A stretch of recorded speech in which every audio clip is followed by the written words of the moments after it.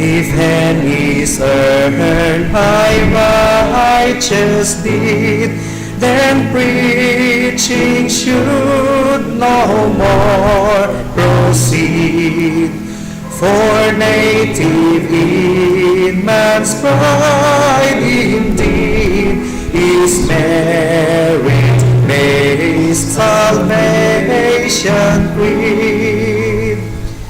Just interview both dumb and wise. How can they enter paradise?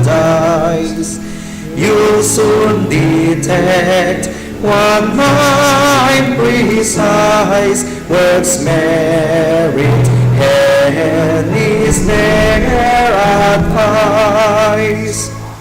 So what's the use of preaching then, when such beliefs instinct in men?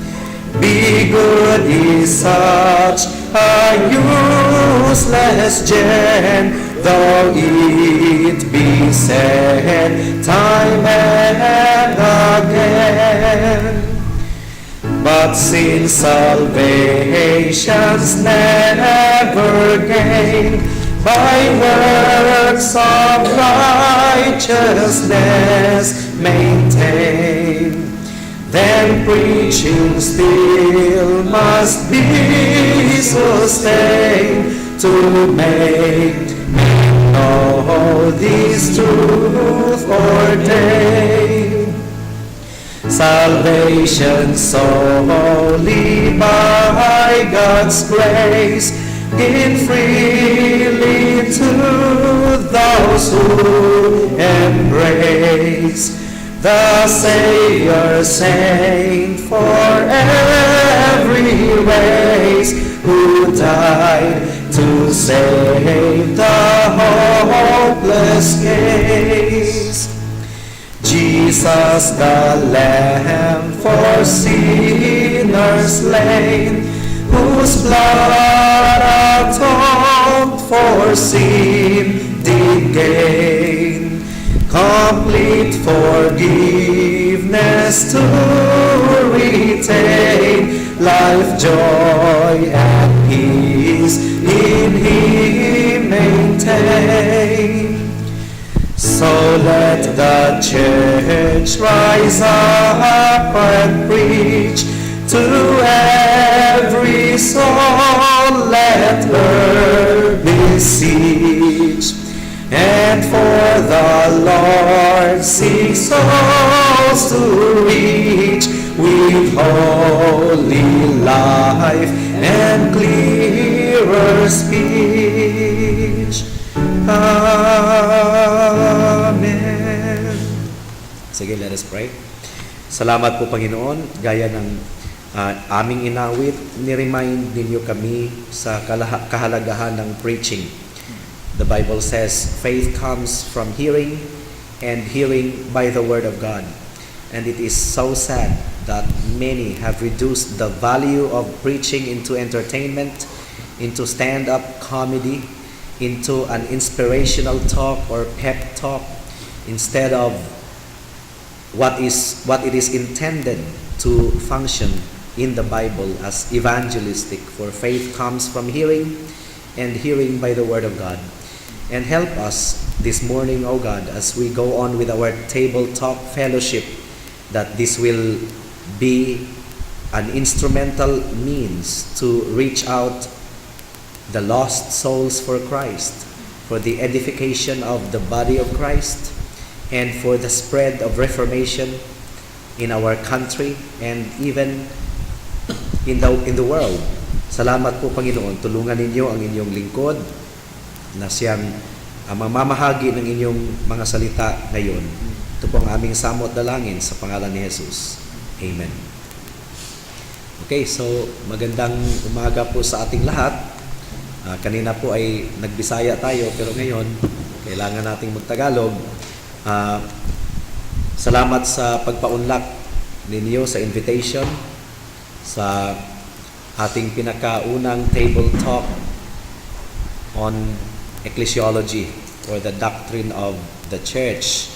At ginagawa natin ito, papaliwanag lang po natin, hindi upang i-establish natin ang ating sariling pangalan.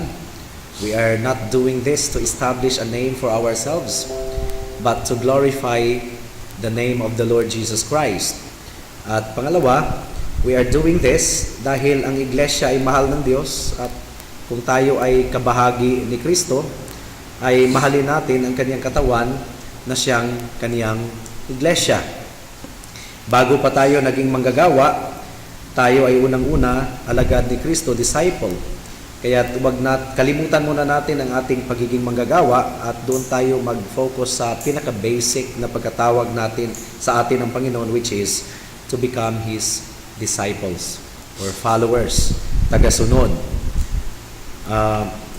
Ginagawa din natin ito para sa ating kapatid na si Brother Jerry na nasa ibang bansa, dahil kung tayo ay napapakain ng salita ng Panginoon at nabubusog, ang ating kapatid ay isaalang-alang din natin. May mga schools na ang kanilang motto ay no child left behind. Tayo din dito sa iglesia, no member left behind. Kaya Brother Jerry, mahal po namin kayo at namimiss namin kayo dito sa Cavite. Isa pa ay hindi natin kailangan maging James White at Steve Lawson para maging kagamit-gamit sa pagpapalaganap ng Reformation sa ating bansa. Gawin natin ito in our own capacity, sa abot ng ating makakaya, sa means na ipinagkaloob ng Panginoon sa atin. Gawin natin ito in the hope na kung ginamit ng Panginoon yung mga uwak upang pakainin si Elijah, at kung ginamit ng Panginoon yung donkey upang i-rebuke si Balaam, pwede din na gamitin ng Panginoon ang mga ordinaryong mga alagad na katulad natin para sa pagpapalaganap ng Reformation dito sa ating bansa. So again, welcome to our table talk on ecclesiology or doctrine of the church. Now, let us start this table talk with a question na I know na makaka-relate tayong lahat. So, imagine na kayo ay nasa tabi ng dagat. Say, for example, sa Manila Bay area. Are we sure na yung tubig na nandyan sa Manila Bay Area ay exclusively Manila water lang yan? Or ang realidad ay yung tubig ng Manila Bay Area ay maaring tumawid ng China, tumawid ng Japan, yung tubig ng Indonesia, sa kanila lang ba talaga yon? Or baka ay by some winds of change, kanta yun eh. O current ay napunta sila dito sa Pilipinas. We cannot be so sure. Ang karagatan, ang tubig ng ating karagatan ay hindi natin masasabi na exclusively ours, dahil alam po natin na kung saan-saan na lang pumupunta yung current.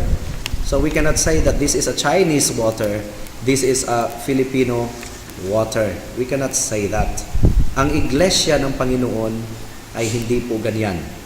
Unfortunately, it seems na ganun nga ang nangyari sa mga churches.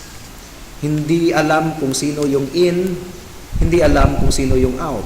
Hindi alam kung sino yung members, hindi alam kung sino yung hindi members. Dahil marami sa mga churches na yung isang attender ay dumadalo lang ng 4 months straight or 6 months straight ay members na.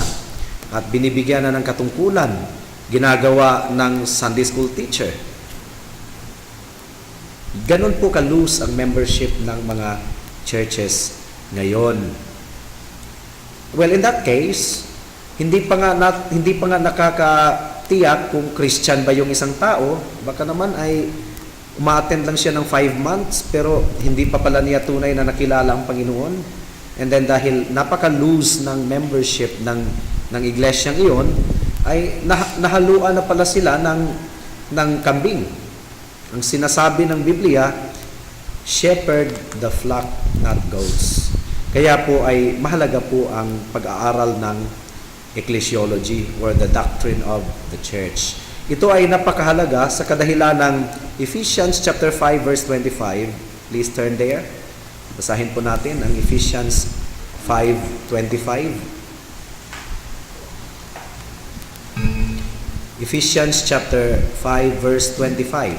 Sige, pakibasa po, Brother Isagani. Ephesians chapter 5 verse 25. Mga asawang lalaki, mahalin ninyo ang inyong mga asawa, gaya ni Kristo na nagmahal sa iglesia at ibinigay ang kanyang sarili alang-alang sa kanya. Mahal ni Kristo ang kaniyang iglesia at ibinigay ng Panginoon ang kaniyang sarili para sa kaniyang iglesia. Ganun po, kailan minahal ng Panginoon yung kaniyang iglesia? Nung ang kaniyang iglesia ay banal na, nagpapasakop sa kaniya. Ang sabi ng Romans 5:8, but God demonstrates His love towards us in this, that while we were still sinners, Christ died for us. And the basis of His dying on the cross was none other than His love for His elect people. So how could the church be treated as unimportant, optional, or even a plague in the society? Sa ating lipunan ngayon, ang church ay tinuturing na plague, parang salot sa lipunan na yun daw ang dahilan kung bakit may mga religious war, yun dahilan kung bakit may kaguluhan dahil sa church, dahil sa religion. But how could the church be treated as unimportant, optional, or even a plague in the society when it is the apple of God's eyes? The church is the object of God's love. And how could the church be reduced into a mere social club like Lions Club or Rotary Club? Well, unfortunately, may mga churches na na-reduce into a social club dahil umalis ang Panginoon, ang presensya ng Panginoon sa kanilang kalagitnaan dahil sila ay lumisan sa Orthodox doctrine at doon sila nag-focus na sa mga social concerns. Kaya kung magiging member ng church na yon ay parang na-elevate ang status mo sa isang society katulad ng pagiging member ng Rotary Club. So they are in church, they are a church in name only but not in reality. So that's how important the church is. Jesus founded His church. Matthew chapter 16 verse 18 nagsasabi, upon this rock I will build my church. At ano ang sinasabi sa Ephesians chapter 2 verse 20? Please turn there. Ephesians chapter 2 verse 20.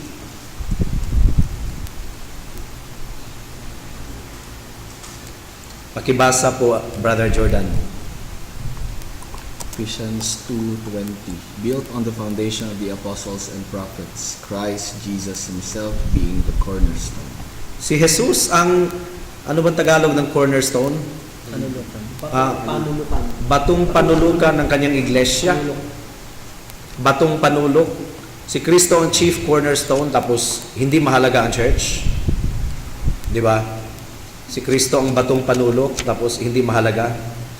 Kung merong organization, sasabihin natin, kung merong club, sasabihin natin na si Kristo mismo ang nagtatag, church na po yun. I want to become part of it. Yung iba, kabahagi ng Toastmasters Club. Yung iba, kabahagi ng Rotary Club. Mga social civic organizations.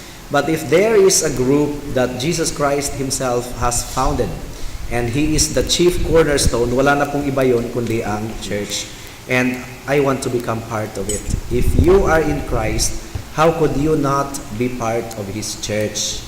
The church in the Bible is called the bride of Christ, the body of Christ. Pwede bang ihiwalay ang ulo sa kaniyang katawan? And 1 Peter chapter 2 verse 9, sinasabi doon, peculiar people. Ang iglesia ay natatanging, tama ba yung Tagalog ko? Peculiar? Natatanging mga tao ng Diyos, peculiar people.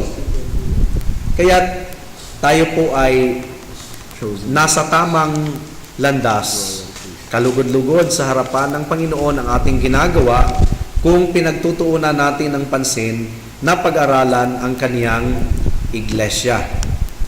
Now, sa ating table talk ngayong umaga, because the doctrine of the church is too broad and we cannot cover everything in one setting, di po ba? Napaka-broad. Kaya dapat magkasundo tayo sa mga ina-assume natin na prior knowledge ng bawat isa sa atin. We have an assumed prior knowledge sa table talk natin ngayong umaga.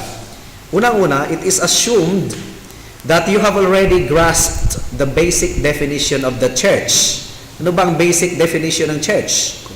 From the word ecclesia, called out ones. Kumbaga, Malamig. Gusto. tinawag ng Malamig. Cold. katulad lang ng the wrath of God, dahil ang TH yung the wrath of God, dahil ang TH ay absent sa Filipino language, naging the wrath of God, ang daga ng Panginoon. Hindi, called out ones, yung mga tinawag mula or palabas, di ba?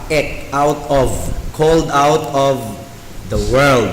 So it is assumed that prior to this table talk, we have already grasped the basic definition of the church, and that is the called out ones. Called out from where? From the world, from sin. Colossians 1:12. Basa po, Brother Lorenzo. Colossians 1:12. Colossians 1:12. Colossians 1:12. Na nagpapasalamat sa Ama na ginawa niya tayong karapat-dapat na makabahagi sa mana ng mga banal sa kaliwanagan. And 13. Na iniligtas niya tayo sa kapangyarihan ng kadiliman at inilipat tayo sa kaharian ng kanyang minamahal na anak. Merong paglilipat. Ang assumption nito ay kabahagi tayo sa kaharian ng kadiliman dati. Tapos, ang language kasi ng Greek dyan is rescued. Kumbaga, ni-rescue ng Panginoon, niligtas tayo. At sinagip. So, ang assumption is merong kapahamakan doon. Ni-rescue tayo ng Diyos. Yun yung called out na may kabahaging pag-rescue, pagsagip. At kung gagamitin natin yung salitang rescue, ibig sabihin, merong kapahamakan doon na ni-rescue tayo ng Panginoon. And then 1 Peter chapter 2 verse 9, napakaganda din ng language doon.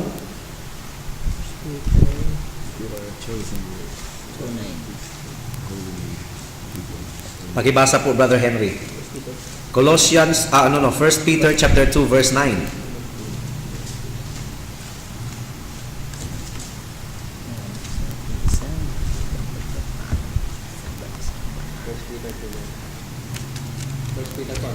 Chapter 2 verse 9. Ngunit kayo isang laing pinili, isang maharlikang pagkapari, isang bansang banal, isang bayanang pag-aari ng Diyos, upang ninyong ipahayag ang mga makapangyarihang gawa niyo na tumawag sa inyo mula sa kadiliman tungo sa kanyang pagdilang-dilalas na liwanag.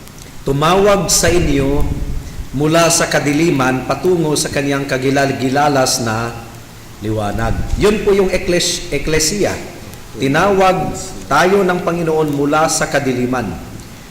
Well, pangalawang assumption ng ating table talk ngayon, na prior knowledge natin, bago pa tayo nagkakatipon sa umagang ito, it is assumed that you have already distinguished the difference between the church universal and the church visible.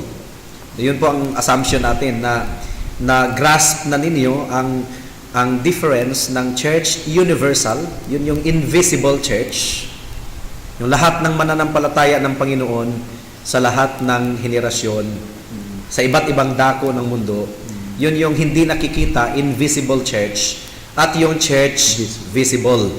Yun yung nakikita, yun yung mga local churches, katulad ng Salitran Covenant Bible Church. For example, sa Church Universal, Acts chapter 9 verse 32.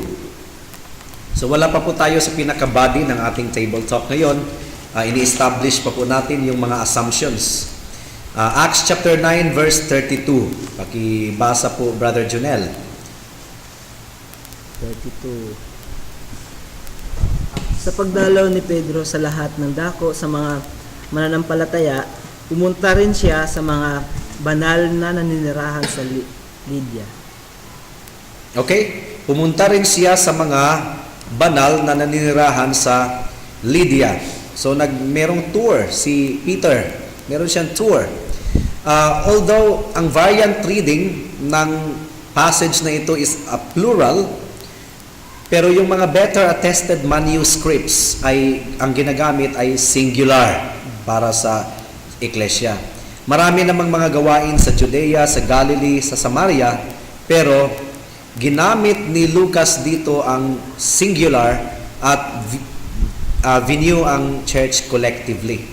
So hindi lang po iisang lokasyon ang inukutan ni Peter, pero tinawag silang church. So that is church universal. For example, in 1 Corinthians chapter 15 verse 9,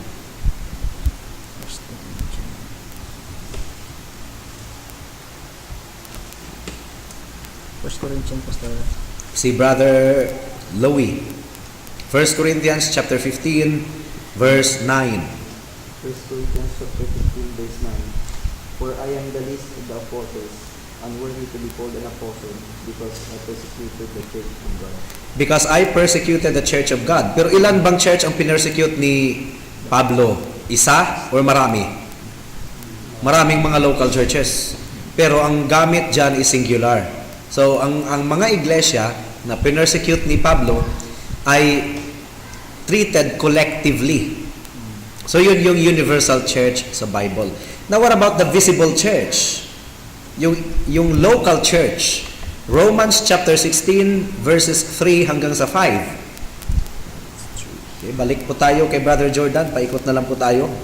Romans 16, 3 hanggang sa 5. Greet, Romans 16 verse 3 to 5. Greet Prisca and Aquila, my fellow workers in Christ Jesus, who risked their necks for my life, to whom not only I give thanks, but all the churches of the Gentiles give thanks as well. Greet also the church in their house. Greet my beloved Epaphras, who was the first. Okay, so greet also the church in their house. So ano po ang gamit ng church nito? Local church, visible church. Greet also the church in their house. 2 Corinthians chapter 8 verse 1. Brother Louie once again.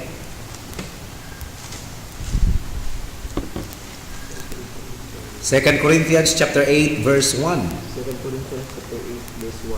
We want you to know, brothers, about the grace of God that has been given among the churches of Macedonia. Among the churches of Macedonia. Marami pong mga churches sa Macedonia. Visible. So, visible church yun. Among the churches of Macedonia. Yung karanasan ni Pablo sa mga iglesia doon sa Macedonia. Certainly, ang pinag-uusapan ni Pablo dito ay yung mga kumbaga mabibilang, tangible, nakikita ng mga churches. Acts chapter 14, verse 27.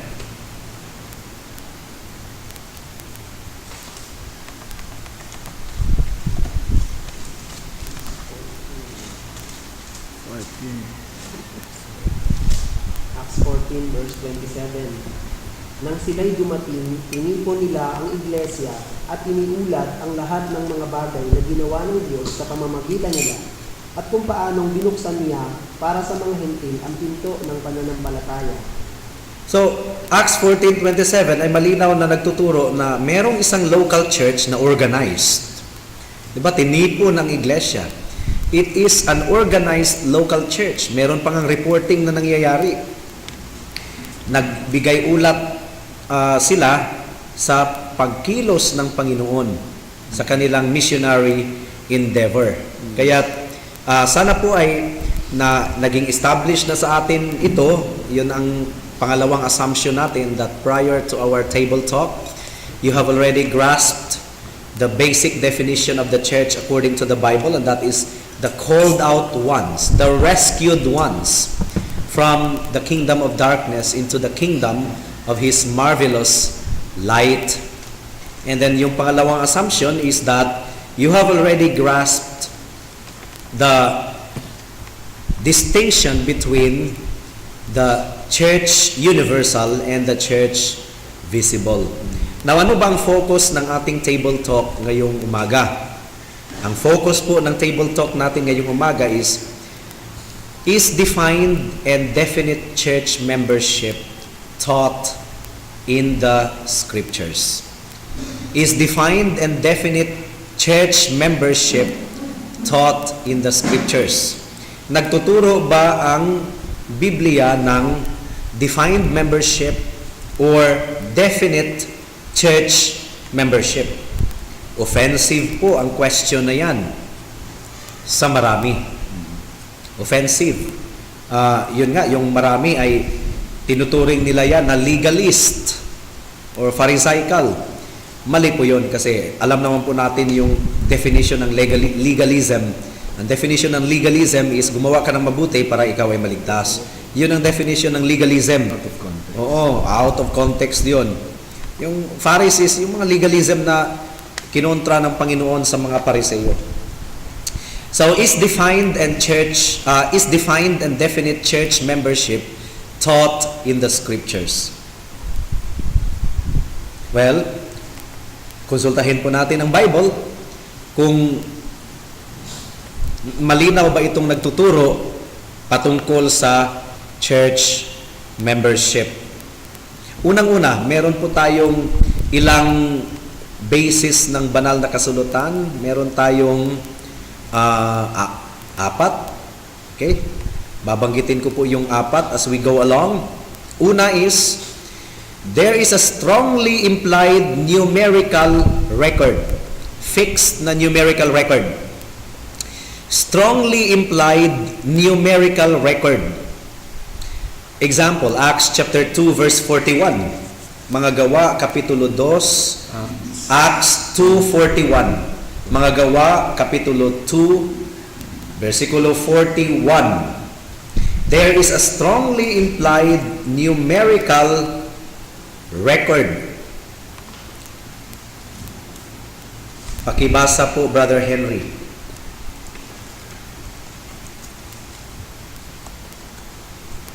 Kaya ang mga tumanggap ng kanyang salita ay bautismuhan at pinagdag ng araw na yun ay 3,000 kaluluwa. So then, those who had received His word were baptized, and that day, there were added about 3,000. Merong fixed na bilang, no? Ang ibig sabihin nito, merong naidagdag, merong hindi naidagdag. Meron talagang record ng bilang. Merong naidagdag, merong hindi naidagdag. Siguro kung nadadamihan kayo ng 3,000, dahil ang iniisip natin, yung local church natin, na hindi pa tayo umabot ng 100. Ang 3,000 at that time ay wala pa sa kalingkingan, kung tutusin, kakapiranggot lang yun sa hundreds of thousands na nagtitipon sa Jerusalem at that time on the day of the Pentecost. Hindi lang isang kontinente ang andun eh. Merong mga Africans, merong mga Europeans ang andun sa Jerusalem at that time. So marami talaga. Sa dinami-dami ng nandun sa Israel at that time, sa Jerusalem, para sa pagtitipon ng Pentecostes, 3,000 lang po ang naidagdag sa iglesia. So malinaw na merong numerical record. Merong naidagdag, merong hindi naidagdag. Paano na nila nalaman kung sino yung idadagdag? 'Di ba? Hindi naman pala basta-bastang idadagdag. Meron talagang ang assumption nito is sila ay nanampalataya. Nanampalataya kaya sila ay naidagdag. Acts chapter 2 verse 47. Acts chapter 2 verse 47. Acts chapter 2:47, na nagpupuri sa Diyos at nagtatamo ng lugod sa lahat ng tao at idinaragdag sa kanila ng Panginoon araw-araw ang mga naliligtas. Idinadagdag sa kanila ng Panginoon araw-araw ang mga naliligtas. Ang Diyos ang nagdadagdag. So meron talagang naidadagdag. Of course, ang assumption nito ay hindi naman ang Panginoon ang visible na nakikita ng mga tao na nagdadagdag. Hali kayo. Siyempre, ginamit ng Panginoon yung leadership ng church. Ang assumption nito ay merong interview based on their confession para sila ay maidagdag sa iglesia. So it seems that someone was keeping a numerical record of those who were saved and thus joining the church. So I hope na naging malinaw po sa atin ito. Tinuturo ba ng Bible ang defined, ang indefinite church membership? Yes. Dahil una, there is a strongly implied numerical record in the Bible para sa church membership. Pangalawa, there is a strongly implied formal membership. There is a strongly implied formal membership. Sino ba ang member na dito ng civic organizations like Rotary Club, Toastmasters Club? Sinong member dito? May mga ano kayo? May mga There is a strongly implied formal membership. Kahit nga sa company, employment.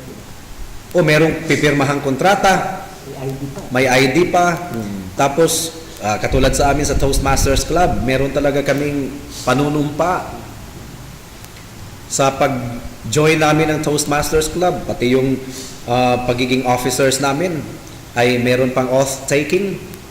On July 21, meron kaming... Kailangan ba license passer? Hindi, ang Toastmasters Club kasi ay ano siya, this is an unsolicited advertisement for Toastmasters Club. But anyway, it's just a public speaking organization. It's just a club na ini-enhance yung speaking ability mo in English language. So yun po yung Toastmasters Club. Anyone could join. Anyone could join actually. 2,000 pesos per 6 months. But in our case, ang school naman po ang nagbabayad thanks to Unida Christian Colleges. Plugging. So there is a strongly implied formal membership in the scriptures. For example, Matthew chapter 16.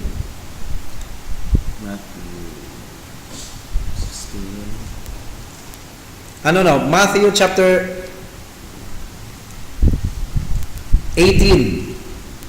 Diba ito yung sa church discipline?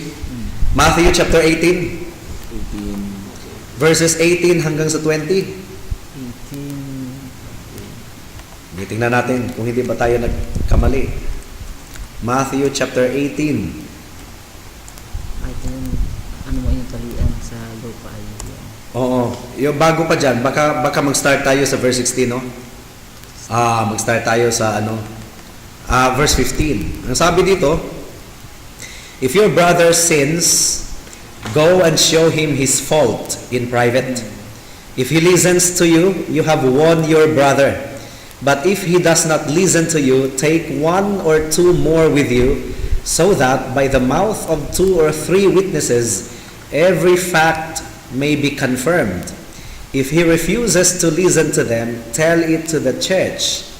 And if he refuses to listen even to the church, let him be to you as a Gentile and a tax collector.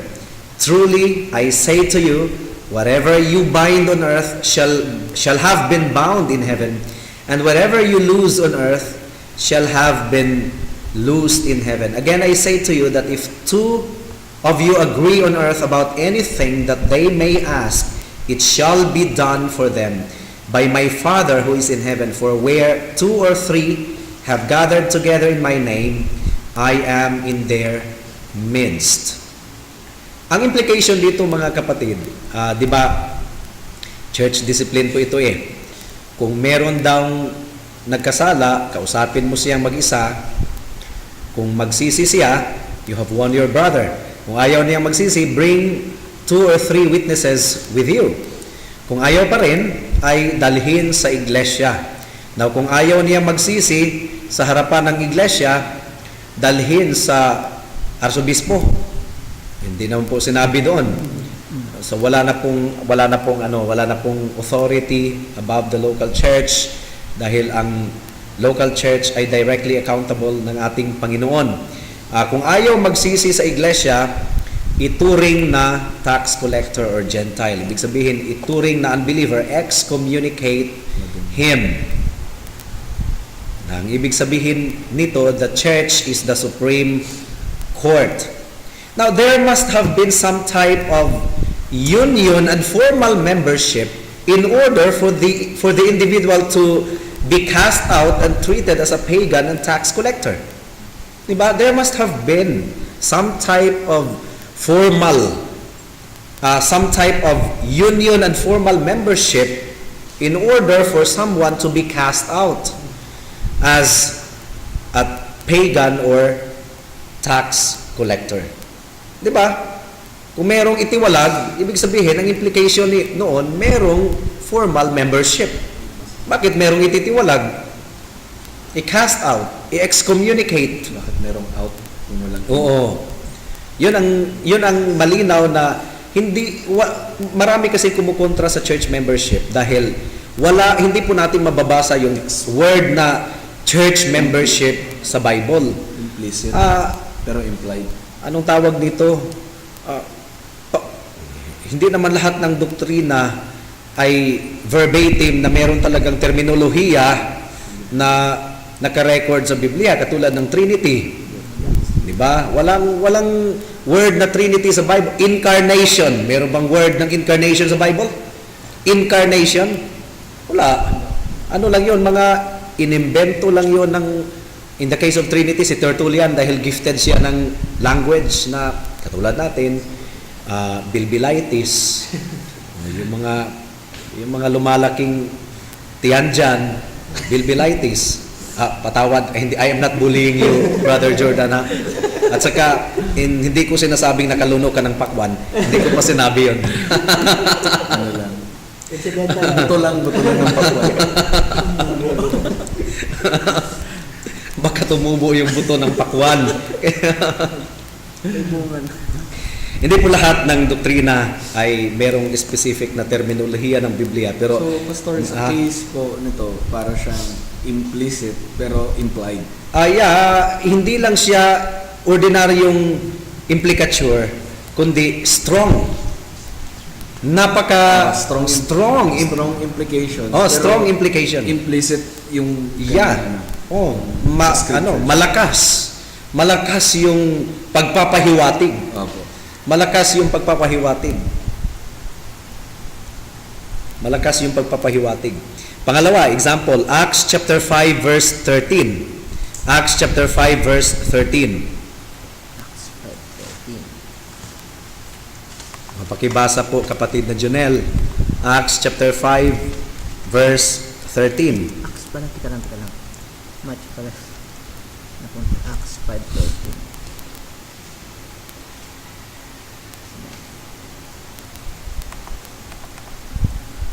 Pero ipaliwanag natin yung konteksto nito, ha? Yung Acts chapter 5 verse 13, pakibasa po, Brother Jonel.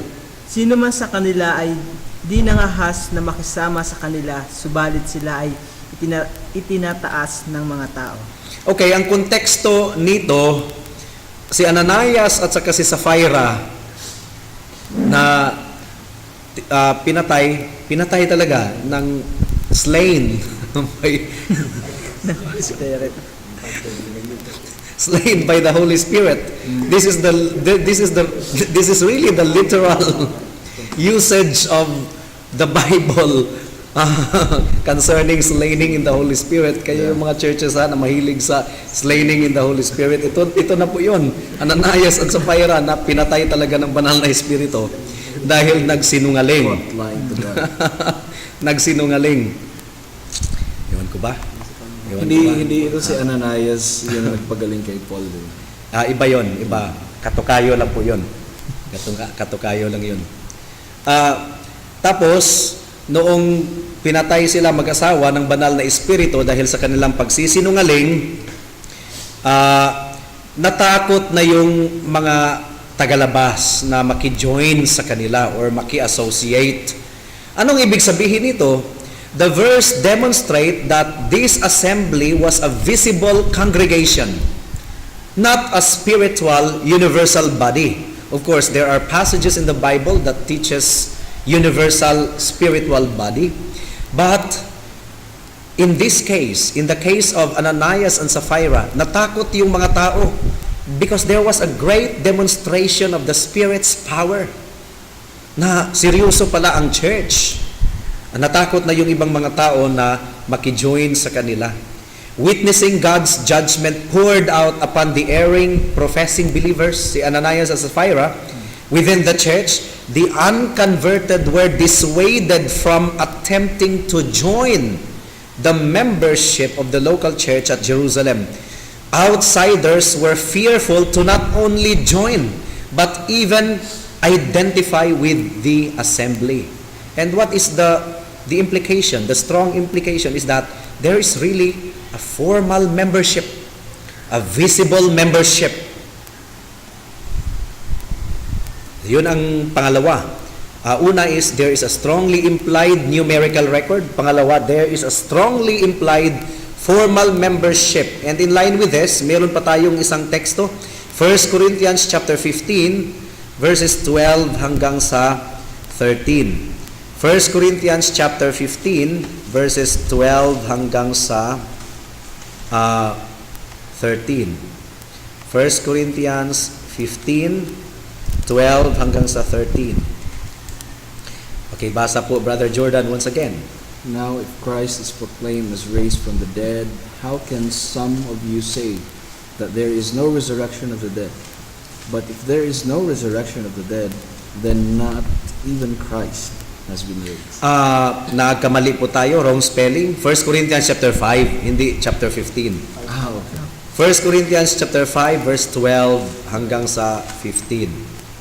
Wrong spelling tayo eh. 12 to 15 pa din. 1 Corinthians chapter 5, verse 12 hanggang sa 13. 13 lang. For what have I to do with judging outsiders? Is it not those inside the church whom you are to judge? God judges those outside. Purge the evil person from among you. Remove the wicked man from among yourselves. So, malinaw po dito na meron talagang formal membership.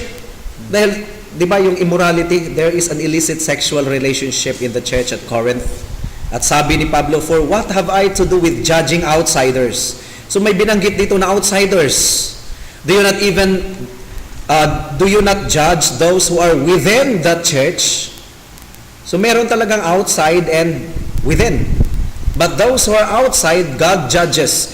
Remove the wicked man from among yourselves. And the key phrase of the entire chapter is, therefore put away from yourselves that wicked person. If there had not been a formal membership, how could they put people from out of their midst kung walang formal membership? Paano nila ipalabas mula sa kanilang kalagitnaan ang wicked person? So I hope na malinaw ito, no? Wala pong explicit tayong mababasang church membership sa Biblia, pero napakatibay po ng pagpapahiwatig nito, implication. There is a strongly implied numerical record. There is a strongly implied formal membership. Formal membership. These passages na binanggit natin obviously demonstrate that there was a formal and recognizable membership in the early New Testament church. Now, pangatlo, there is a strongly implied local leadership. There is a strongly implied local leadership. And by the way, para-church is really not a church. Ang mga para-church organizations ay nakikikompetensya sa iglesia, at yung iba ay doon na dinidevote ang kanilang time sa para-church dahil mas mahalaga daw ang greater invisible body of Christ. Ang invisible body of Christ is in the realm of God's sovereignty. Lahat naman ay nasa ilalim ng sovereignty ng Panginoon, pero ang kalagayan ng invisible body of Christ, ang pag-monitor nito at pagpapastor nito ay walang ibang makakaganap niyan kundi ang ating Panginoong Hesukristo mismo. Pero ang visible body ay merong itinalagang Panginoon. Siya yung chief shepherd, pero meron siyang itinalagang leadership. Jesus Christ is the pastor of His church, both universal and local. Pero safe sa atin na ang pinaka-pastor talaga sa universal church, ang ating Panginoong Jesus. Pero sa visible church, meron siyang mga itinalagang under-shepherds. There is a strongly implied local leadership. I hope na hindi controversial yung sinabi ko ha. For want of terminology lang po yon. For want of terminology.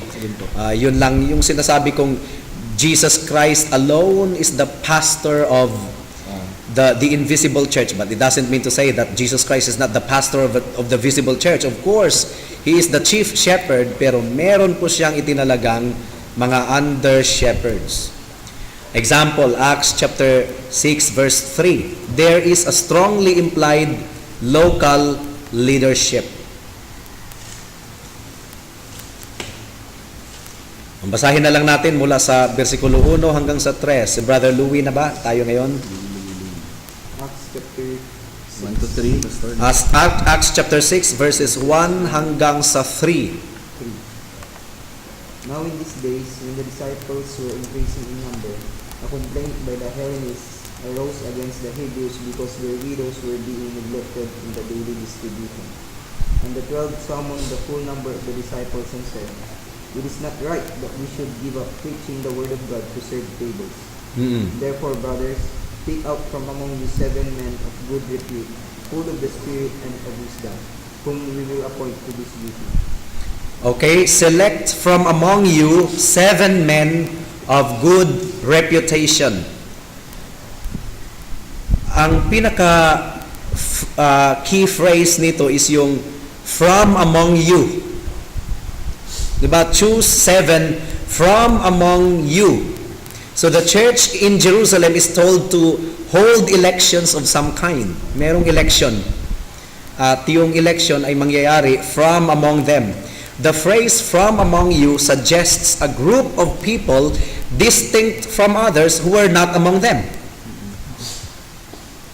Simply put, the deacons were to be church members. Hindi sila pwedeng ma-elect as deacons kung hindi sila from among them, kung hindi sila church members. May mga churches kasi na parang nagha-hire ng deacons at saka pastor magaling sa labas. Yung nangyari ko, Pastor. Oo. Hindi talaga. Kumbaga, from among you.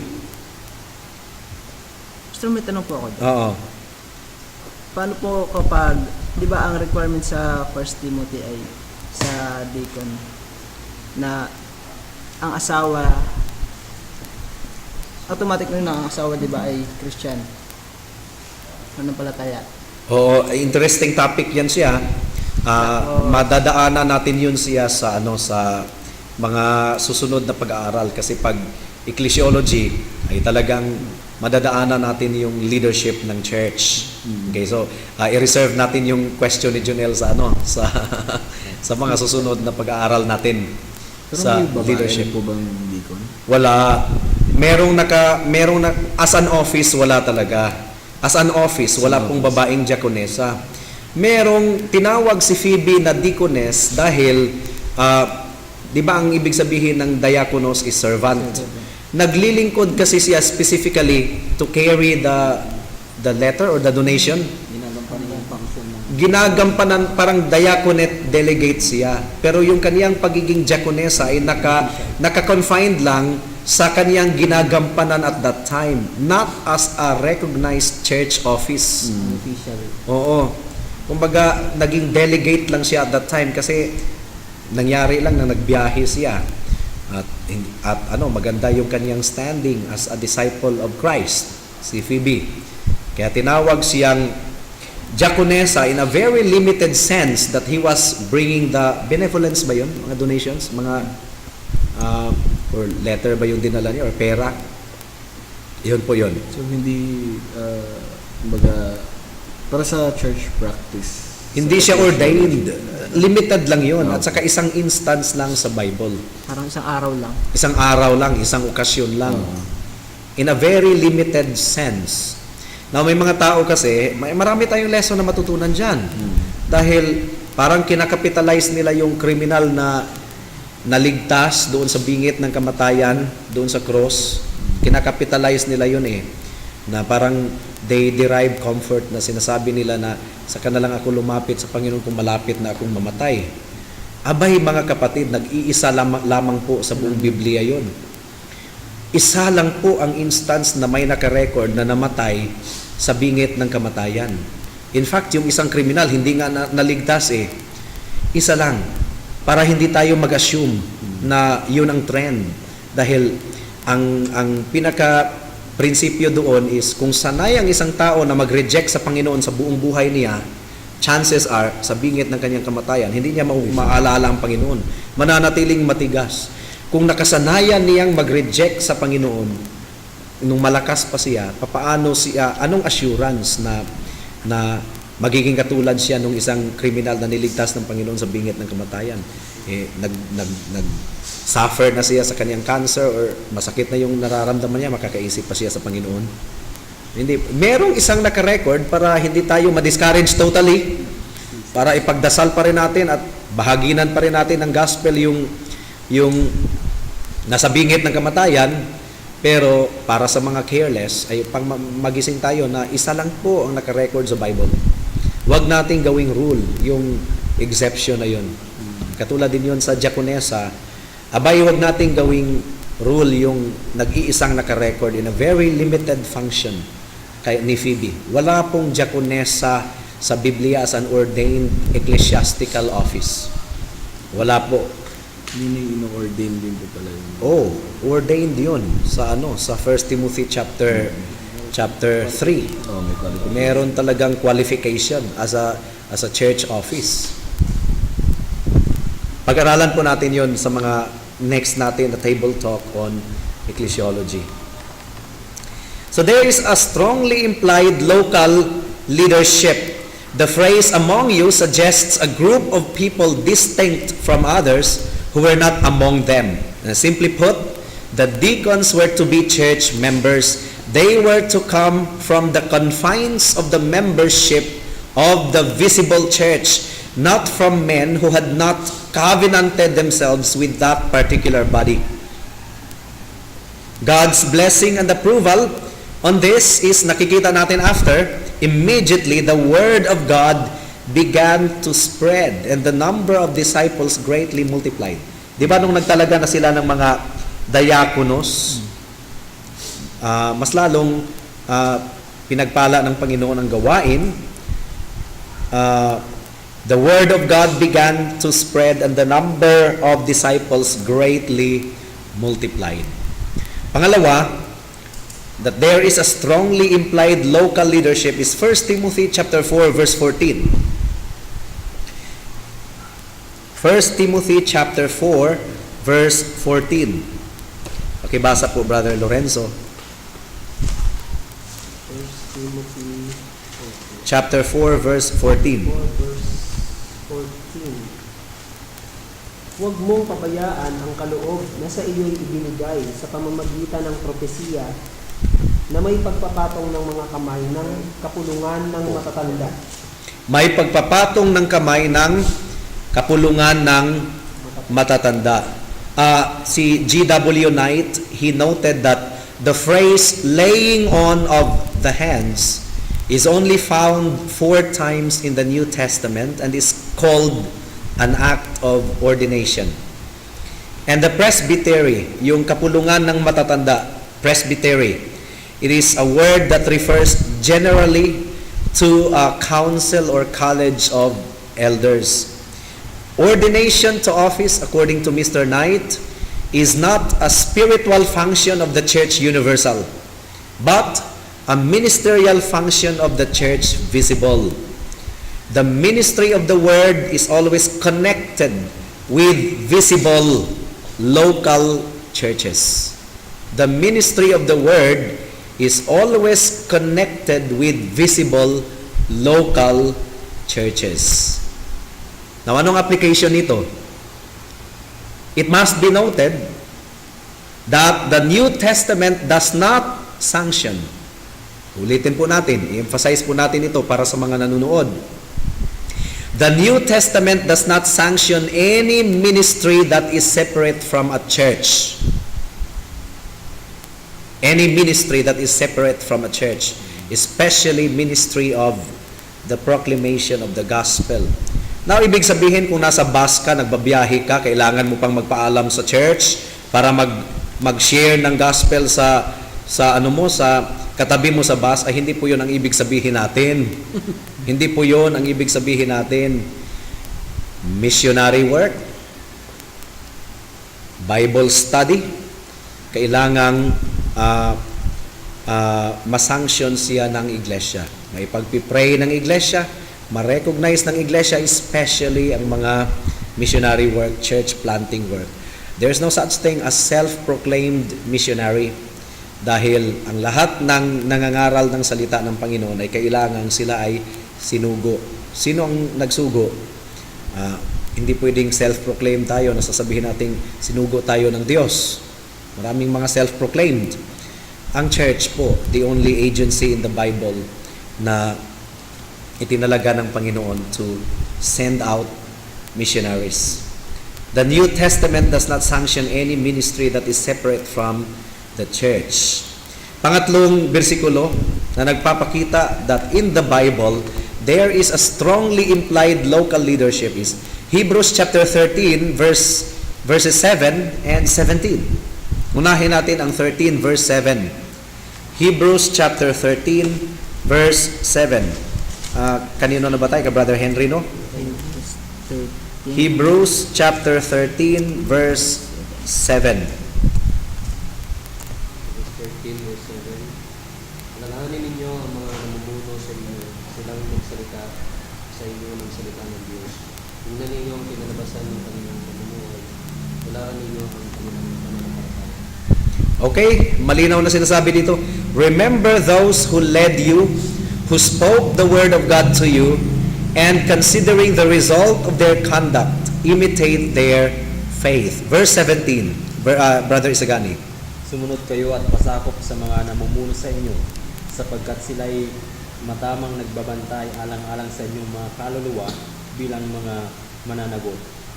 Hayaang gampanan nila ito na may kagalakan at hindi ng may hapis, sapagkat kung ganito hindi ito magiging pakinabang sa inyo. Meron pong at least 4. Okay, inuurasan. Okay. Meron pong at least 4 na verbs sa dalawang bersikulo na ito. Rule over, watch out, 'di ba yung mga remember those who rule over you, watch out, tapos yung mga pinamumunuan, they have to remember and they have to be submissive, pasakop. So, rule over, watch out, remember, and be submissive. Itong mga verbs na ito, papaano ito ma-exercise kung walang organized church or formal church membership? Di ba? Papaano ma-exercise ito? How can this be exercised if there is no organized church or formal church membership? Itong namumuno or nagbabantay, tiyak na merong matibay na implication na merong formal church membership or organized. Kasi merong pinamumunuan, merong binabantayan, at merong nagpapasakop, merong nag-aalala sa kanilang mga namumuno. Now, James 5:14, Santiago 5:14, Brother Junel. Santiago, Kapitulo 5, verse 14. Yun nga ang hanggang ngayon ay takang-taka ako kung bakit ang Tagalog ng James ay Santiago. Napakalayo kasi. Pwede namang Jaime. Yun ang mas malap. Okay, Jaime, Kapitulo 5, verse 14. May sakit ba ang sino man sa inyo? Ipatawag niya ang matatanda ng iglesia at kanilang ipanalangin siya at siya ay pahiran nila ng langis sa pangalan ng Panginoon. Oh, is anyone among you sick? Then he must call for the elders of the church and they are to pray over him. Ano po ang church na tinutukoy dito? Invisible church? Or visible? Talagang visible church. Ang tinutukoy dito, may elders, merong members. Nahihiling ng kanilang pagpapatong ng kamay at pananalangin. So, anong yung oil dito, Pastor? Nagsisimbolize iyan ng banal na espiritu at yung pananalangin. 1 Peter chapter 5 verses 1 hanggang sa 4. 1. 1 Peter chapter 5 verses 1 hanggang sa 4. So I exhort the elders among you as a fellow elder and a witness of the suffering of Christ, as well as the partakers in the glory that is going to be revealed. Shepherd the flock of God that is among you, exercising oversight, not under compulsion, but willingly, as God would have you. Not for shameful gain, but eagerly, not domineering over those in your charge, but be examples to the flock. And when the chief shepherd appears, you will receive the unfading crown of glory. Ito po yung sige. Likewise, you are younger. Okay, tama na. Ito po yung scriptural warrant yung mga terminolohiya na chief shepherd at saka under shepherd. 1 Peter chapter 5 verses 1 to 4. A shepherd the flock. Flock ang isi-shepherd, hindi po yung kambing ang isi-shepherd, kundi flock. Ito, i-consider natin itong bersikulo na ito. Pamumunuan daw or alagaan yung mga tupa. Ano ito? Invisible church or visible church? Invisible. Ha? Invisible. Ano, invisible? Ay, visible yan. Visible ito. Elders yung Local church ito. Meron talagang formal church membership. Ito. 3 John, verse 9 hanggang sa 10. I was almost tempted to say chapter 9. Ang 3 John ay isang chapter lang po yan. Kaya 3 John, verses 9 hanggang sa 10. Okay, Brother Louis. 3 John 9 to 10. I have written something to the church, but Diotrephes, who likes to put himself first, does not acknowledge our authority. So if I come, I will bring up what he is doing, talking wicked nonsense against us, and not content with that. He refuses to welcome the brothers, and also stops those who want to, and puts them out of the church. Si Diotrephes, no? Isang autocratic na masama talaga, wicked pastor, si Diotrephes. Tapos, ini-excommunicate niya ang mga members na nagwe-welcome sa mga apostolic delegates ni John the Beloved. So how could this wicked man put brethren out of the church? He could not. This statement could only be made with reference to a visible church na merong formal membership. Okay, so all of these passages clearly demonstrate that there were visible churches with formal memberships that were to be ruled by spiritually qualified and church-recognized pastors. Anong i-recognize ng church? Yung kanilang qualification. Na nasa 1 Timothy chapter 3 verses 1 and following, and Titus chapter 1 verse 5 hanggang sa 9. First Timothy chapter 3. Sige, basahin natin for the sake of reference. First Timothy chapter 3 verse 1. Ito yung qualification ng mga pastors na sino ang magre-recognize? Ang seminary? Hindi, ang church po ang magre-recognize. First Timothy 3. Ano pa siya? Chapter 3. First Timothy chapter 3 verse 1.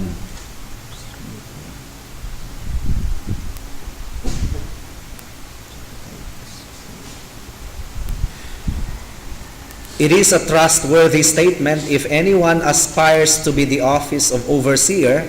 Sa next nating pag-aaral on ecclesiology ay i-discuss natin na itong bishop, pastor, and elders are one and the same office. These three functions are used interchangeably in the Bible. It is a fine work he desires to do. An overseer then must be above reproach, the husband of one wife, temperate, prudent, respectable, hospitable, able to teach, not addicted to wine or pugnacious, but gentle, peaceable, free from the love of money. He must be one who manages his own household well, keeping his children under control with all dignity. But if a man does not know how to manage his own household, how will he take care of the church of God? And not a new convert, so that he will not become conceited and fall into the condemnation incurred by the devil. And he must have a good reputation with those outside the church, so that he will not fall into reproach and the snare of the devil. So he must have a good reputation with those outside. May sinabing outside, so merong in. Church membership talaga ang tinutukoy dito. Formal, organized body. Okay, so sana po ay malinaw po na all of these passages clearly demonstrate that there were visible churches with formal memberships and were to be ruled by scripturally qualified and church-recognized pastors. Only someone who refuses to see biblical truths would argue against official membership in the visible church. Ang tao lamang na tumatangging tingnan ang katotohanan ng Biblia ang sumasalungat sa official membership in the visible church. Pang-apat at pinakahuling consideration natin, Ano yung isa, Pastor? Titus chapter 1 verses 5 hanggang sa 9. Halos pare-pareho lang ang mga items na nakasulat doon sa 1 Timothy chapter 3. Okay, review po tayo. Malinaw ba na itinuturo ng Biblia ang defined and definite church membership? Malinaw. Hindi po naka-record yung word verbatim na church membership in the Bible, pero malinaw po ang pagpapahiwatig, implication. Una, there is a strongly implied numerical record. Pangalawa, there is a strongly implied formal membership. Pangatlo, there is a strongly implied local leadership. At pang-apat, there is a strongly implied local benevolent ministry rather. There is a strongly implied local benevolent ministry. 1 Timothy chapter 5 verses 9 hanggang sa 16. Benevolent ministry. 1 Timothy chapter 5 verses 9 hanggang sa 16.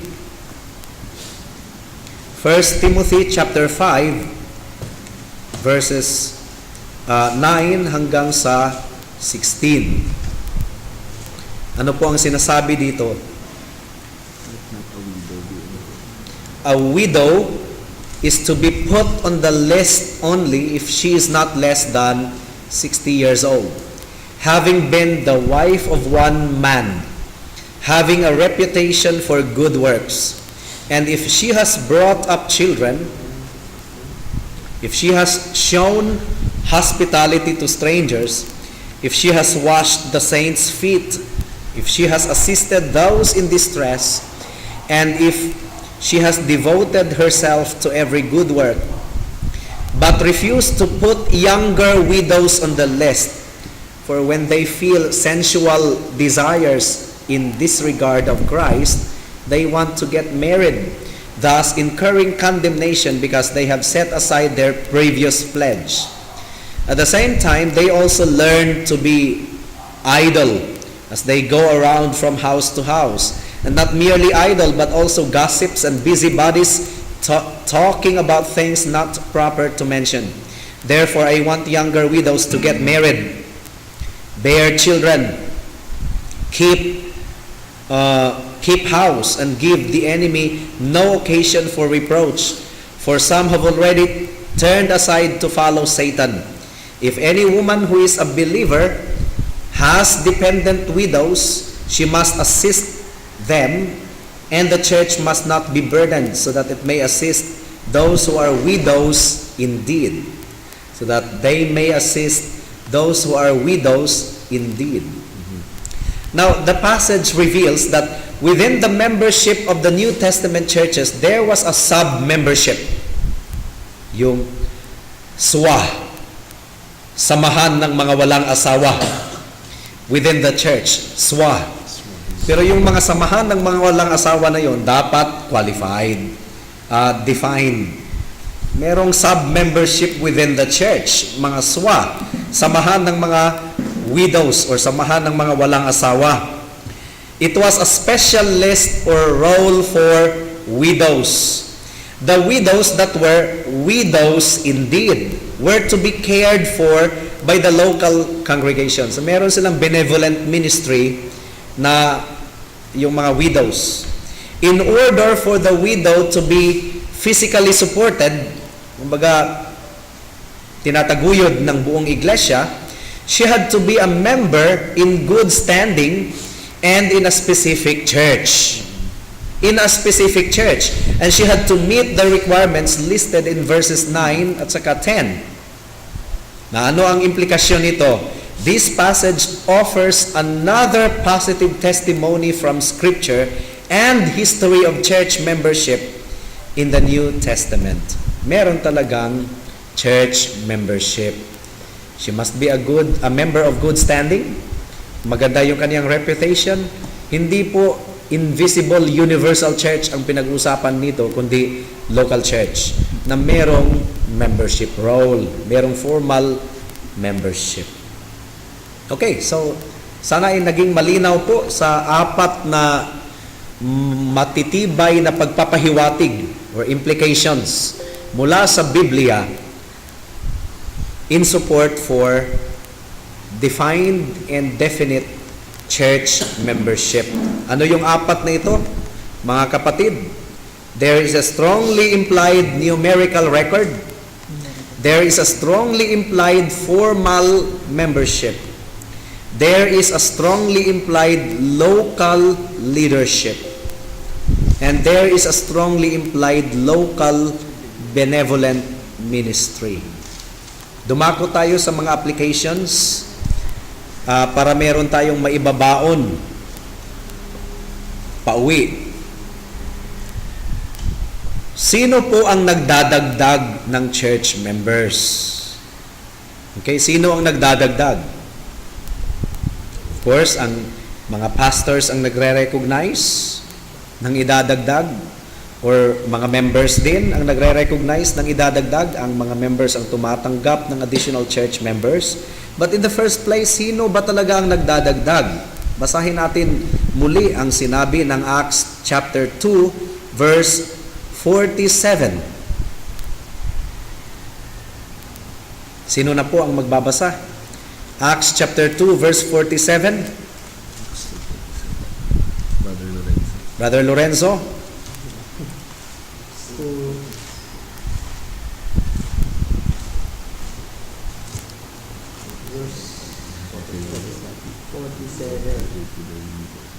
Na nagpupuri sa Diyos at nagtatamo ng lugod sa lahat ng tao, at idinaragdag sa kanila ng Panginoon araw-araw ang mga naliligtas. Idinadagdag sa kanila ng Panginoon araw-araw ang mga naliligtas. Sino ang nagdadagdag? Ang Diyos po ang nagdadagdag. Kahit anumang gimmick ang ating gagawin para makagather ng members, hindi po yan mangyayari maliban na lang kung ang Diyos ang nagdadagdag. Kung ang taong nagdadagdag, abay, pwede nating gawin yon. Gagawa tayo ng gimmick, magpapakancert tayo palagi, magpapakain tayo palagi. Ay, siyempre marami ang dadalo. Dahil may kainan palagi sa church. Di ba? Or merong fun fair. Kung ang tao ang magdadagdag, yun po ang maidadagdag natin. Mga sensual, mahilig sa kasiyahan. Yun lang ang kaya nating gawin. Or sa pilitan, mag-provide tayo ng employment. At dahil ikaw ay nagtrabaho sa akin, bilang Christian employer, obligado ka na pumunta sa church namin every Sunday. Yun na ang magagawa ng tao. Kaya may mga, pinupuri natin yung mga Christian businessmen na nag-i-exert sila ng influence na yung kanilang mga tauhan ay makakasama sa church every Sunday. Yun lang ang most na kanilang magawa. Pero maliban na lang kung kumilos, kapuri-puri yung kanilang ginawa. Siyempre, they take the opportunity, their influence to bring their men to church, their workers to church. Pero yun lang, hanggang doon lang ang kanilang magagawa. Maliban na lang kung ang Panginoon ang humipo sa kanilang puso at isipan, hindi sila maidadagdag ng tunay sa iglesia. Ang Panginoon lamang ang nagdadagdag. Kasi kung hindi na sila empleyado sa amo na yan, abay, wala na rin sila. Wala na rin sila. Di ba? Oo. Pastor, Ah. question lang. Ano po yung tinutukoy dito sa 47? Local membership? Local membership ang pinag-uusapan natin, ang Church ng Jerusalem. Yung sa ano po kasi, ba't po yung bandang huli sa mga part ng Corinthians, yung iglesia ng Corinthians, ba't po may mga tawag din, mga gumagawa ng yung mga miyembro na po yan, yung mga tinitiwalag. Oo. Ba't po nagkakaroon ng ganun? Dog na yung tinutukoy dito na ang Panginoon ng nagdadagdag. Ibig sabihin, ligtas ba't nagkakaroon sila? Okay. Ang Panginoon ang nagdadagdag na nire-recognize lamang ng church. Pero aminin natin na ang church ay nagkakamali din kasi hindi naman natin nababasa yung noon nila kung meron ba silang tattoo dito na letter E. Elect sila ng Diyos. Oo. Hindi natin alam kung ang Diyos ang nagdadagdag, ang church ang nagre-recognize sa tatanggapin natin. Pero aminin natin, nagkakamali din ang church. Kaya merong church discipline. And by the way, ang church discipline po, mga kaibigan, para sa mga nanonood, ay sa mga kasunod po natin ito na table talks, na isa pa yung church discipline na yan, na inaayawan ng maraming mga churches. Isa pa yan na controversial, pero yun po ang pag-aaralan natin sa mga susunod. Gusto nila restoration. Oo. Gusto lang discipline. Ang discipline po, ang ultimate aim po niyan ay restoration. So hindi po yan. Kaya dahil maaring nagkakamali ang church sa pagtanggap ng members, kaya kung napatunayan na, parang nagkakamali tayo, tatanggalin natin siya sa membership. Dahil hindi pala siya tunay na Christian. Hindi pala siya tunay na Christian, kaya tatanggalin. Dahil inaamin ng church na nagkamali siya sa pagtanggap noong specific member na yun. Pero ang ultimate aim po niyan is restoration. Para malaman niya kung ano yung pakiramdam na ibinalik siya sa mundo, ibinalik siya kay Satanas. Na kung tunay siyang na Christian na nahulog lang sa kasalanan, ay talagang manunumbalik at manunumbalik yan. Pero may papahabol siya. Oo. Yung ano yung may isang nabasa tayo last time na ipinasok ng lihim, sabi. Parang sabi dun sa Hindi naman ipinasok ng lihim, nakapasok ng lihim. Crept in unaware. Yun nga lang, parang nadala ang church sa kaniyang plausible conversion testimony, pero Hindi napansin. Sa ano ba yung pastor? Sa Jude. Crept in unaware. Tapos napaka-deceiving ng kanilang mga pamumuhay at lifestyle at itinuturo. Napaka-deceiving. Jude. Antinomianism po ang tinutukoy dyan, ha? Antinomianism, na yun ang dahilan kung bakit na-change ni Jude yung kanyang subject o topic ng kanyang liham. Imbis na basic evangelistic doctrines, ang soteriological doctrine ang kanyang subject ng kanyang letter, ay napunta na sa kabanalan, dahil meron ngang lihim na nakakapasok. May mga times kasi na nababago ng preacher yung kanyang topic dahil meron siyang nadidiscern na subject. Pero hindi po yan excuse, ha, na hindi tayo maghahanda ng sermon, kasi as far as the Holy Spirit will lead us, hindi yan, as far as katamaran will lead you, hindi ka naghahanda ng sermon. Dahil as far as the Spirit leads us, hindi yan. Pero may mga cases talaga na ganun na nga ang nangyayari, na meron tayong inihandang sermon pero hindi yon ang nadi-deliver natin, kasi obvious na meron tayong nadi-discern na pangangailangan. But that is not the general rule, my dear brethren. Hindi tayo yung tipong hindi tayo naghahanda ng sermon dahil as far as the Holy Spirit will lead us. Katamaran po yun. Katamaran at kumbaga hindi po yun yung commendable na attitude ng Biblia. Sige, tuloy na kasi. Okay. Mamaya na lang ako Oo. Who adds members to the church? Lord. It is the Lord who adds members to the church. Nire-recognize lang ng church yun. Now, who should be added to church membership? Sino ba ang idadagdag? Well, Acts chapter 2 verse 41, malinaw naman po kung sino ang idadagdag. Acts 2:41, pakibasa po ulit, Brother Henry. Acts 2:41. Tapos po doon kaya ng mga tumanggap ng kanyang salita ay binautismuhan at natagdag ng araw na yun ang may 3,000 kaluluwa. So, sino ang idinagdagdag? Yung tumanggap ng salita. Yung tumanggap ng salita.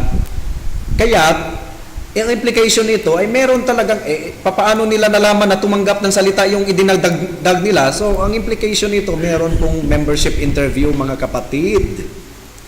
Meron pong membership interview. Yung salitang membership interview ay wala din yan sa Bible. Allergic yung maraming mga churches niyan kasi para tayong legalistic na parang nag-a-apply ng trabaho yan na mayroong interview, job interview. Ay papaano natin nalaman kung tumanggap ng salita, tumanggap ng aral yung idadagdag sa iglesia? Pero hindi mo patatanggapin, pastor, na. Ay hindi po patatanggapin dahil parang parot po yan. Kaya siya tumanggap kasi pinatanggap mo. Hindi po yan. I-interviewin natin para malaman natin kung tumanggap ba siya ng salita. I-interviewin natin para malaman natin kung tumanggap ba siya ng salita. So yung kanyang testimony, patutuo, ay huhukayin natin para lumabas sa kanyang bibig. Yun pong ibig sabihin ng if you confess with the mouth. Hindi yung parang parot na nilagay natin yung confession sa kanyang bibig, Panginoon, Panginoon, inaamin ko na ako ay makasalanan. Hindi po yun. Hindi po yun. Nabasa mo. Oo. Basahin mo na nga lang. Oo. Paano po yung sa case nila, Brother Joy? Halimbawa, pumasok po sila sa interview, pero sila po yung ligtas, pero hindi po sila natanggap. Hindi natin alam kung ligtas na sila at that time na nag-apply sila ng membership sa kapatid natin na iglesia. Hindi natin alam kung ligtas na sila at that time tapos hindi lang nila na-articulate. Naging maingat lang ang ating kapatid na iglesia. Hindi natin alam kung hindi lang nila na-articulate.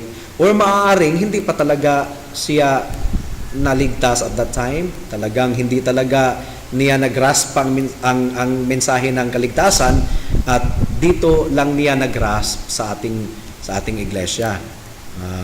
Kumbaga dito lang niya naunawaan. After all, meron namang mga members tayo ng church na ayon sa kanilang testimony ay naging member sila ng ibang church pero napagtanto nila na hindi pa pala talaga sila ligtas at that time. Dito lang talaga nila naunawaan yung kaligtasan. So marami pong possibility.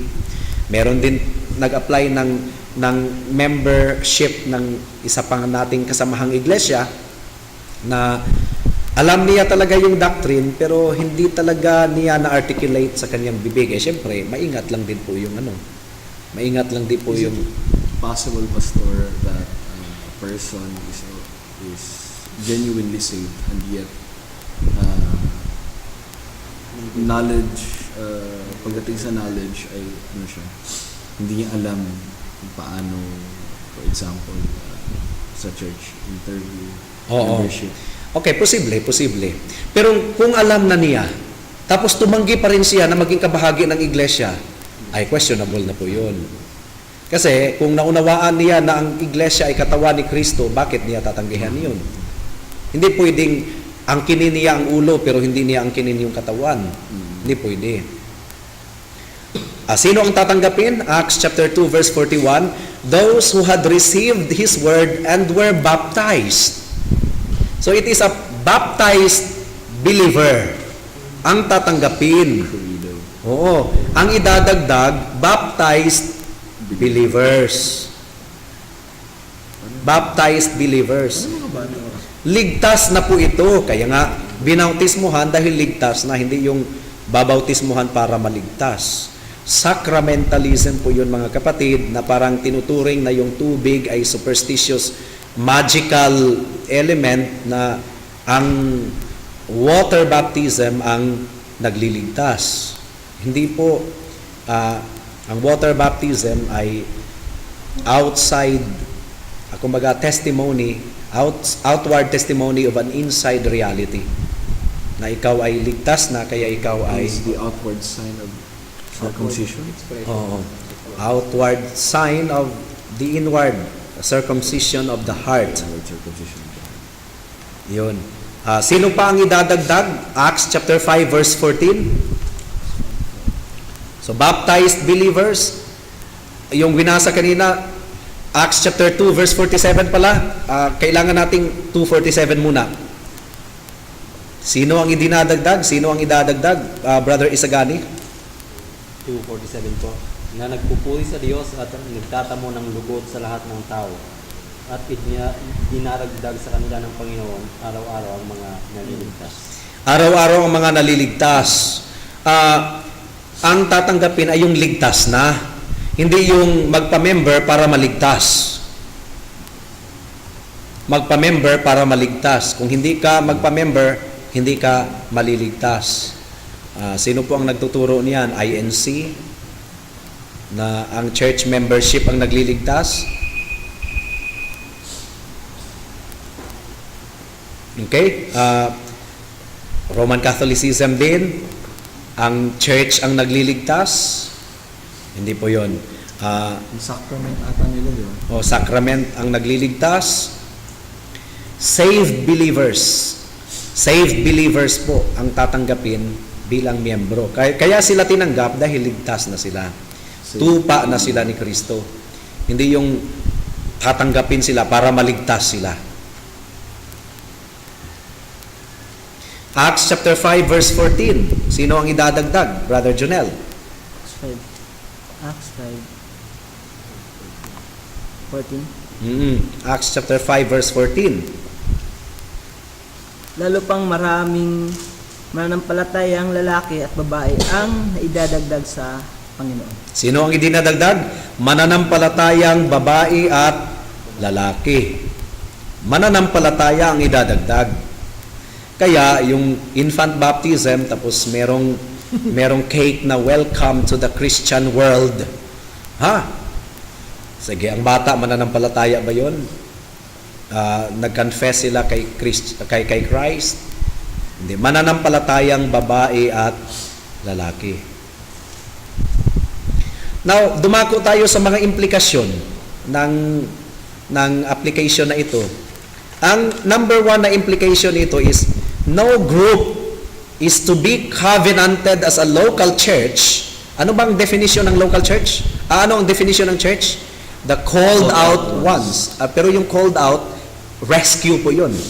Sagip. Ang implikasyon as may kapahamakan doon, Out from the world. out from the world, out from the kingdom of darkness. Ni-rescue ng Panginoon. So, kung merong isang group of religious believers or merong isang religious group, hindi sila pwedeng ituring na isang local church kung hindi defined yung kanilang testimony. Isa-isa. Diba? Kung hindi natin malaman ang patotoo ng individual na kaanib ng grupo na yan. So kailangan nating masigurado kung church ba talaga yon. Paano natin malaman kung church yan? Kailangan nating malaman ang patotoo ng individual na kaanib na ito. So no group is to be covenanted as a local church if there is not a defined and definite number of saved and baptized believers. Paano ba, sir? If there is not a defined and definite number of saved and baptized believers. So yun po ang unang implication, na hindi natin ituring ang isang grupo na church kung hindi talaga malinaw ang patotoo ng mga individual na kaanib nito na sila ay niligtas nga. Nakilala nila ang Panginoon. What if sa mga mentally incapacitated? Deuteronomy 29:29 yun, na belong po yun sa secret counsel ng ating Panginoon, yung mga mentally incapacitated. Deuteronomy 29:29 po yun, yung lihim na bagay. 29:29. Oo. So, Hindi natin yun panghimasukan dahil departamento po yun ng Panginoon. basically, salvation of dying infants and mentally incapacitated Oo. is the same as the salvation for adults. Mm-mm. Hindi natin So, hindi rin tayo pwede mag-assume na lahat sila ay hindi tayo pwedeng mag-assume. Hindi tayo pwedeng perfectly mag-assume. ligtas. Pero malinaw na ang mga Mongoloid, yung mga ipinanganak na may kapansanan sa pag-iisip, malinaw na lantad din sa kanila ang pagiging makasarili. Lantad din sa kanila yung corruption. Lantad sa kanila. Hindi talaga tayo pwedeng mag-assume. Dahil kabilang po yun sa lihim na bagay ng Panginoon. Napakahirap naman pong mag-build ng doktrina sa walang malinaw na scriptural warrant. Pero ito, napakalinaw po ng scriptural warrant na wala pong isang grupo na ituturing natin na iglesia kung ang mga kaanib nito ay walang malinaw na testimony, walang malinaw na pangunawa ng Ebanghelyo, walang matibay na grasp ng gospel. Pangalawang implication, wala pong isang tao na italaga as pastor kung wala siyang church. Di ba, ano ba yung pastor? Pastol. Kailangan may tupa. O yung grupo na kaniyang hinahawakan, kailangan mapatunayang tupa.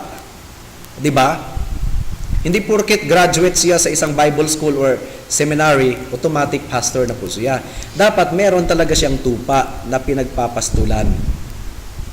So, unang-una, kailangan merong covenanting ng isang local church, mapatunayang church talaga yon.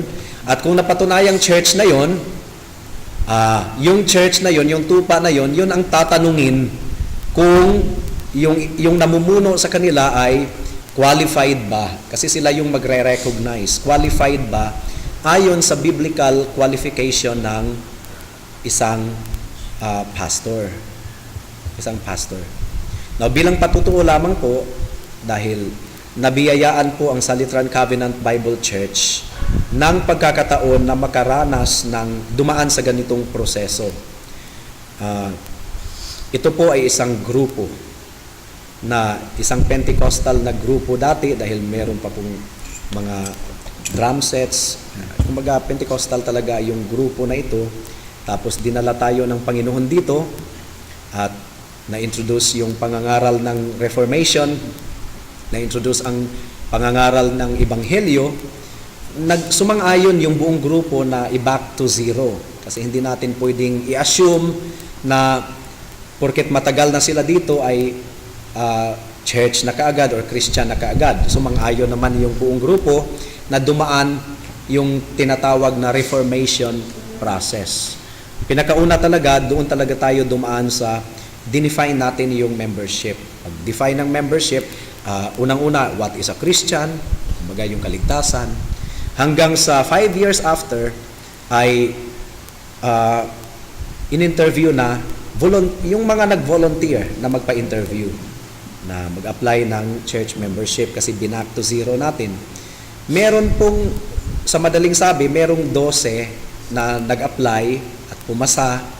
12 lang, marami po ang attenders, pero 12 lang po ang nag-apply at pumasa. Perhaps yung iba ay natakot. Kaya napatunayang merong 12 na tunay na mananampalataya na merong pangunawa sa gospel, kaya na-covenant na siya as a local church. Now, ang lingkod ng Panginoon, ako, noong na-covenant na ito as a local church, tinipon na po yung 12, pinalabas po kami, at binuklat yung, by the way, ang nag-interview ay hindi po ako ha, kasama lang po ako sa nag-interview, pero hindi po ako. Kasi kung ako ang nag-interview, baka maging bias po yun. Papapasahin ko po yung pinalabas sa nung na-covenant na sa local church, pinalabas po yung nangunguna, ako po yun, at binuklat ang 1 Timothy chapter 3 and 1 Timothy Titus chapter 1 verses 5 to 9. Inaisa-isa po yung biblical qualification ng pastor, at tinanong yung grupo kung nakita ba ninyo ito kay Brother Jeremiah. Nakita ba ninyo ito? Kinikilala niyo ba siya na pastor ayon sa biblical qualification? Well, by God's grace ay unanimous po ang decision, kaya kinabukasan ay inordain po ako bilang pastor. So yun po talaga ang naunawaan natin na biblical process ng covenanting of a local church and biblical process of pastoral ordination. Dito po nagwawakas ang ating pag-aaral patungkol sa defined and definite church membership. Next siguro, church discipline probably, or ano pang mga topics Depends. na may kinalaman Or sa... PW. Oo. Kumbaga, ano na yon. Siguro mga later na siguro yon, mga advanced na yung RPW. Oo. Patungkol sa iglesia ng Panginoon. At para sa mga nanonood sa atin, sana po ay nakatulong po ito, dahil ang iglesia, sasabihin po natin ulit, mahal na mahal ito ni Kristo. At kung tayo ay maging kabahagi ng iglesia, hindi po ito katulad ng Rotary Club or Toastmasters Club na kung saan kabilang din ako doon. Hindi po. Ito po ay seryoso. Katawan ni Kristo. Mahal na mahal ni Kristo. Binigay ng Panginoon ang kanyang sarili sa kanyang iglesia. Ano po yung tanong, Brother Jordan? Kahit po ba walang building, ma-ordain yung pastor? Basta merong, sa fellowship, merong ma-covenant. Oo. Kasi ang church naman po ay, although merong analogy na ang church ay inahalin tulad sa isang building sa Bible, pero kailanman ang church ay hindi po literal na building. Ayan. Pwede naman po ang isang tunay na iglesia ay nagtitipon doon sa ilalim ng puno, wag lang sanang umulan. Oo.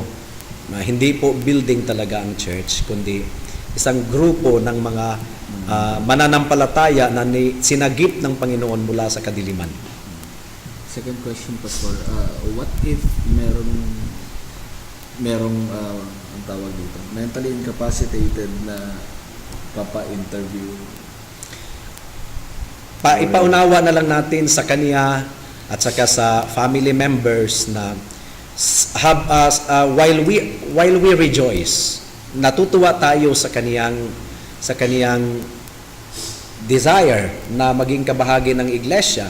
Hindi natin siya sinisipa, pero nililimit natin ang church membership ayon sa malinaw na description ng isang church member ayon sa Biblia. Ang kanyang kaluluwa ay pinagkatiwala natin sa Panginoon. Pinagkatiwala natin sa Panginoon. Siguro, depende din siguro yan sa degree ng mental incapacity. Yeah, depende siguro yan sa degree. Kasi meron naman pong may diferensya yung kanyang utak, pero pagdating sa Ebanghelyo, meron siyang pangunawa. Meron pong ganun eh. So, depende din siguro yan sa degree. Pero yung talagang mentally incapacitated na ang kanyang utak ay hanggang 4 years old lang talaga, meron talagang hanggang 4 years old. Bumisita sa amin, hanggang 4 years old lang. 40 years old na siya, mahigit na babae, pero hanggang 4 years old lang talaga yung kanyang utak. Yun ang sabi ng doktor. Inaway si Hannah. Si Hannah at that time ay parang si Hannah ay 7 years old. Inaway talaga si Hannah. Kinurot yung braso. Tapos sabi ni Hannah, Daddy, bakit ganyan siya? Hindi, pinaliwanag na. Hanggang doon lang talaga yung kanyang utak. Oh. So, yung mga ganoon, hindi naman siguro yun mag-apply ng church membership dahil hanggang doon lang yung kanyang utak. Pero meron talagang mga mentally incapacitated. Pero, kumbaga, kung ito ang borderline, malapit sila sa borderline ng saneness. Siguro sa mga ganon, mag-a-adjust tayo. Pero, doon so, lang po tayo. hindi ang church membership is hindi siya yung, for example, ako nanay, ako tatay, tapos yung anak ko, ilalapit ko sa inyo para magpa-member. Old covenant po yun. Old covenant po yun. Di ba ang sinasabi doon na unlike the covenant, paano sinabi yung sa Hebrews chapter 8? Darating ang araw na magtatatag ako ng bagong tipan, hindi katulad ng tipan noong una. Hebrews 7. Hebrews chapter 8, 8. Verse 12 and following. Hebrews 8:8 hanggang sa susunod. Hindi daw katulad noong una. 8:12. Oo. Ano ba yung una? Ano ba yung una? Yung una is, ano yun? Kumbaga, salinlahi ang pinag-uusapan na kung 8:9. Oo, salinlahi yung pinag-uusapan nung unang tipan na kung ikaw ay literal na lahi ni Abraham, automatic member ka ng covenant community of old. Oo. Oo, kung na-circumcised ka in the flesh, salinlahi ka ni Abraham, ay automatic na member ka ng old covenant. Pero hindi lahat ng member ng old covenant ay tunay na mananampalataya, katulad ni Haring Ahab, katulad ni Haring Amazayas, na mga wicked king na they were treated as members of the old covenant community, pero hindi sila tunay na mananampalataya sa Panginoon. Hindi na po katulad noon ang bagong tipan na i-establish ng Panginoon, dahil sa bagong tipan na i-establish ng Panginoon, lahat ay makakakilala sa akin.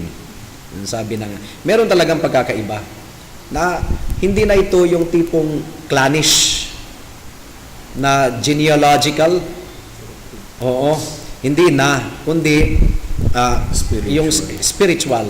Sabi ni Jesus, di ba, my kingdom is not of this world. And then si Pablo sabi, not all Israel belongs to the Israel of God. The kingdom of God is already removed from you and be given to another. Ang ibig sabihin nito ay hindi na talaga ito physical, kundi spiritual.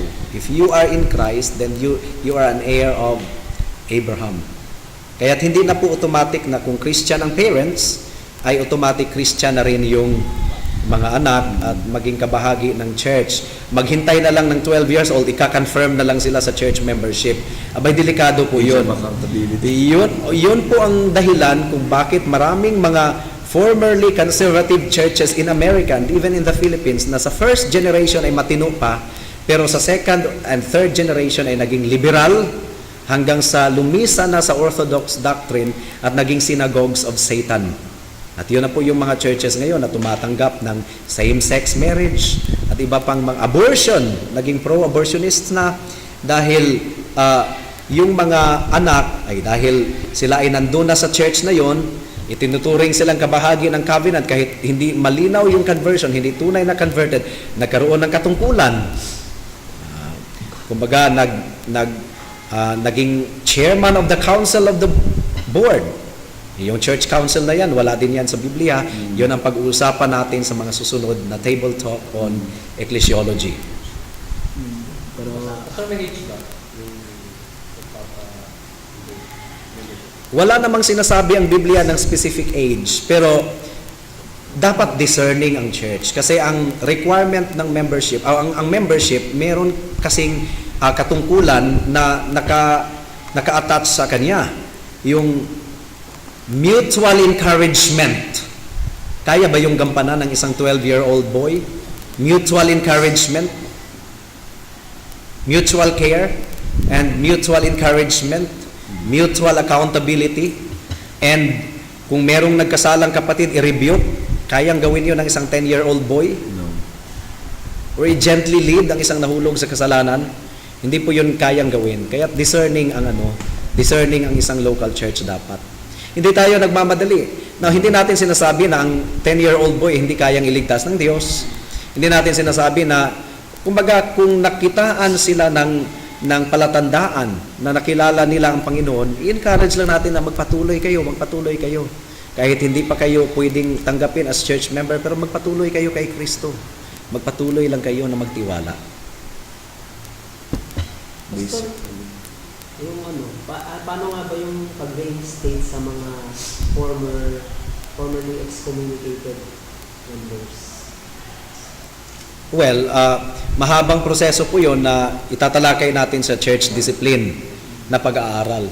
Pero malinaw po na na-reinstate yung na-excommunicate sa 1 Corinthians chapter 5. Na-reinstate siya sa 2 Corinthians chapter 2 dahil merong palatandaan ng tunay na pagsisisi. At tinawag pa rin siyang brother. Ibig sabihin, nahulog lang siya sa kasalanan. Bilang patunay, nanumbalik siya. Kaya ang isang tao, hindi pwedeng sabihin niyang, hintayin mo lang ako, pastor. Tunay akong Christian, pero backslide lang ako. Uy, hanggat nandyan ka, maaring hindi ka Hindi Christian. ka na makabalik. Maaring hindi ka Christian. Wag kang mag-assume na backslide ka lang. Kung ikaw ay manumbalik, saka kami mag-conclude na backslide ka nga lang.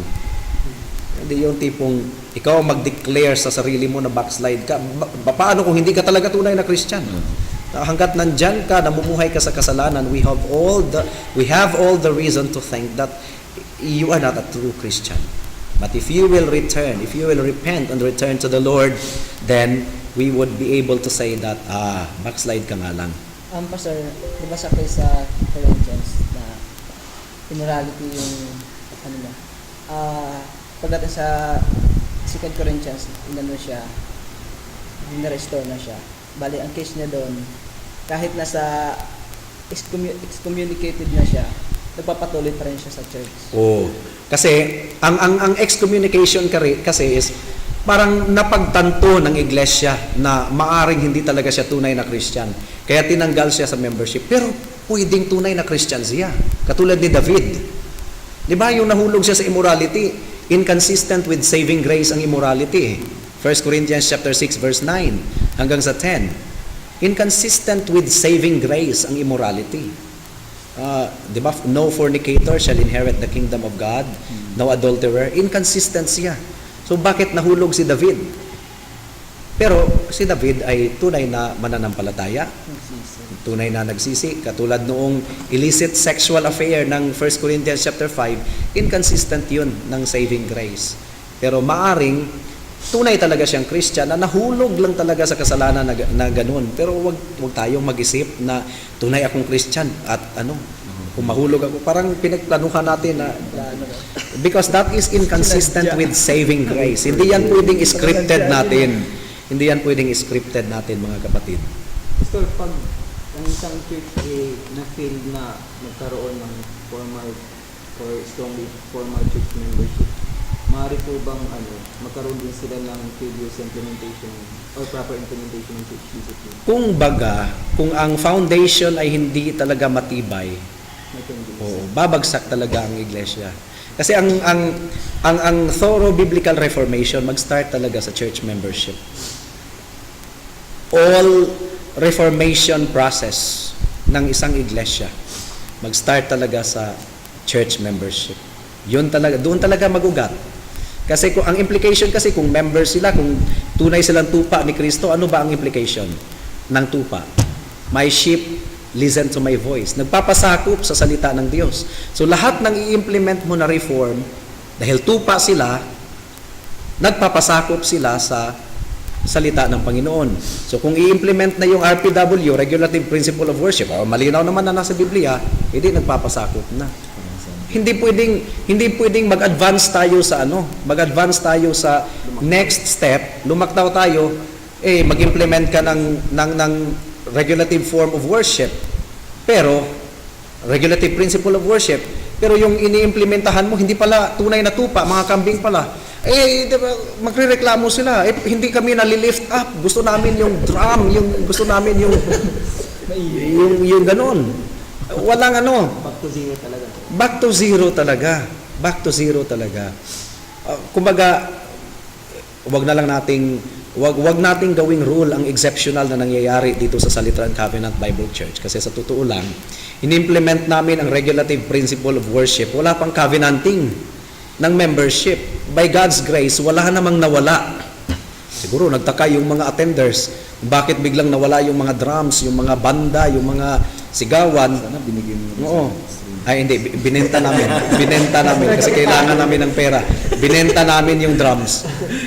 Ayaw ka sa release. Oo, binenta namin. Magaganda yun, magaganda. Siguro nagtaka sila, pero dahil siguro nag-observe lang siguro sila, biyaya yun ng Panginoon. Pero wag po nating gawing rule yung exception na nangyayari sa amin. Biyaya lang talaga yun ng Panginoon kasi pwedeng mawala lahat. Pwedeng magsipag-alisan. Kaya delikado po yun. Huwag tayong mag-implement ng isang prinsipyo ng walang conviction ng Word of God. Pero mahirap pong magkaroon ng conviction kung hindi yan tunay na tupa.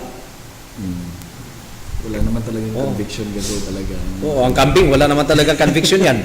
Kambing, nanunuwag yan eh. Nanunuwag, resistant yan eh. Pastor, one thing. Isa lang ang, for example, merong sa fellowship merong 20. Tapos nung covenanting na isa lang yung nagpa-interview sila ng 20, isa lang yung naging qualified para maging member. I-ordain po ba yung pastor? Isa lang? Hindi talaga. Maghintay na kumilos ang Panginoon. Kasi wala namang sinasabi ang Biblia ng specific na bilang. Na-advance na ang ating ng topic ng table talk natin. Dami kong question. Na-advance na pero sa mga susunod po 'yan. Wala naman pong sinasabi ang Biblia na tunay na specific na bilang, pero male leadership, flock, wala naman sigurong flock na nag-iisa lang. Dalawa. Yung word na flock. Yung flock, hindi yung dalawa, hindi rin yun. Plural na yung masarap. Plural na. Sandali lang, parang yung wire Junel, hindi kaya yun na Oo. Okay, ano pa ba? Nawala pa yung isang tanong ko. Nalaglag. Well, for practicality's sake, merong supisyenteng bilang ng kalalakihan. Merong supisyenteng bilang ng kalalakihan. At merong supisyenteng capacity ng finances para makapag-support ng manggagawa. Yun ang mga practical considerations na sinasabi din naman ng Pero it malinaw doesn't sa mean na Biblia. hindi na-meet yun ay hindi yung ordain yung pastor or talagang it is a must. Maaring hindi ma-meet yung pangalawa, yung Finances. finances. Maaring pwedeng hindi ma-meet kasi pwede namang magtrabaho yung pastor. Tayo po ay naniniwala na meron ding biblical warrant yung bivocational, yung tent-making minister. Opo. So, maaring pwedeng although sacrificial yun on the part of the pastor, he could have been doing so many things for the ministry, but because of earning for a living ay naging limited yung kaniyang paglilingkod sa Baka maging hadlang sa kasi. Panginoon. Pero pwedeng hindi ma-meet yung pangalawa, pero hindi pwedeng ma-meet yung Hindi ma-meet yung pangalawa, pero hindi pwedeng ma-compromise yung una. Yung sufficienting bilang ng mga kalalakihan. Ano yun? Sa amin kasi 3 lang kami kalalaki yun. Babae yung mas marami. Hindi naman tayo nagmamadali. Oo. Mag-pray tayo na magligtas ang Panginoon ng Ito, dagdag sa dagdag kalalakihan. Kung siya ay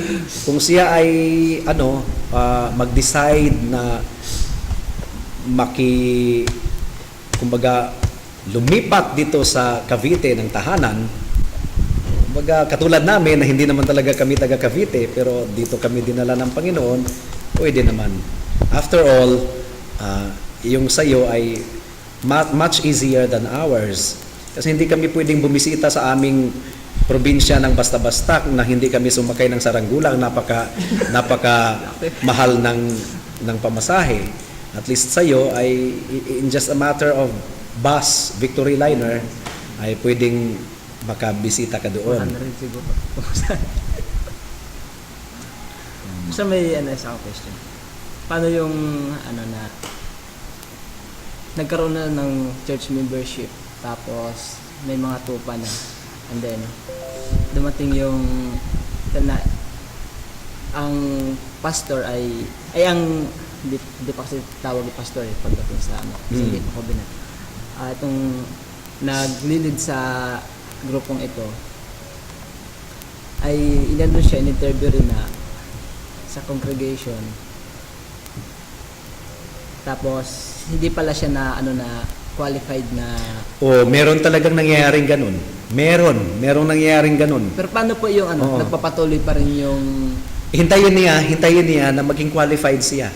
qualified? Oo, hintayin na ma-workout. Katulad nung isang pastor na in-interview, si Pastor Ismael. 3 beses siyang hindi na-recognize. Candidate siya pero 3 beses siyang hindi na-recognize. 3 beses. Pero ang sister church ay mag-aano pa rin ng na magpapadala din. O magpapadala pa rin yung sending church. Opo. Magpapadala pa rin. Regular na Oo. Hanggang sa maging qualified yung taong yun, kung siya ay talagang tunay na tinawag. 3 beses siyang hindi na-recognize. Meron ding kasamahan tayong pastor na nung unang beses ay hindi pa na-recognize kasi yung anak niya ay medyo magulo pa.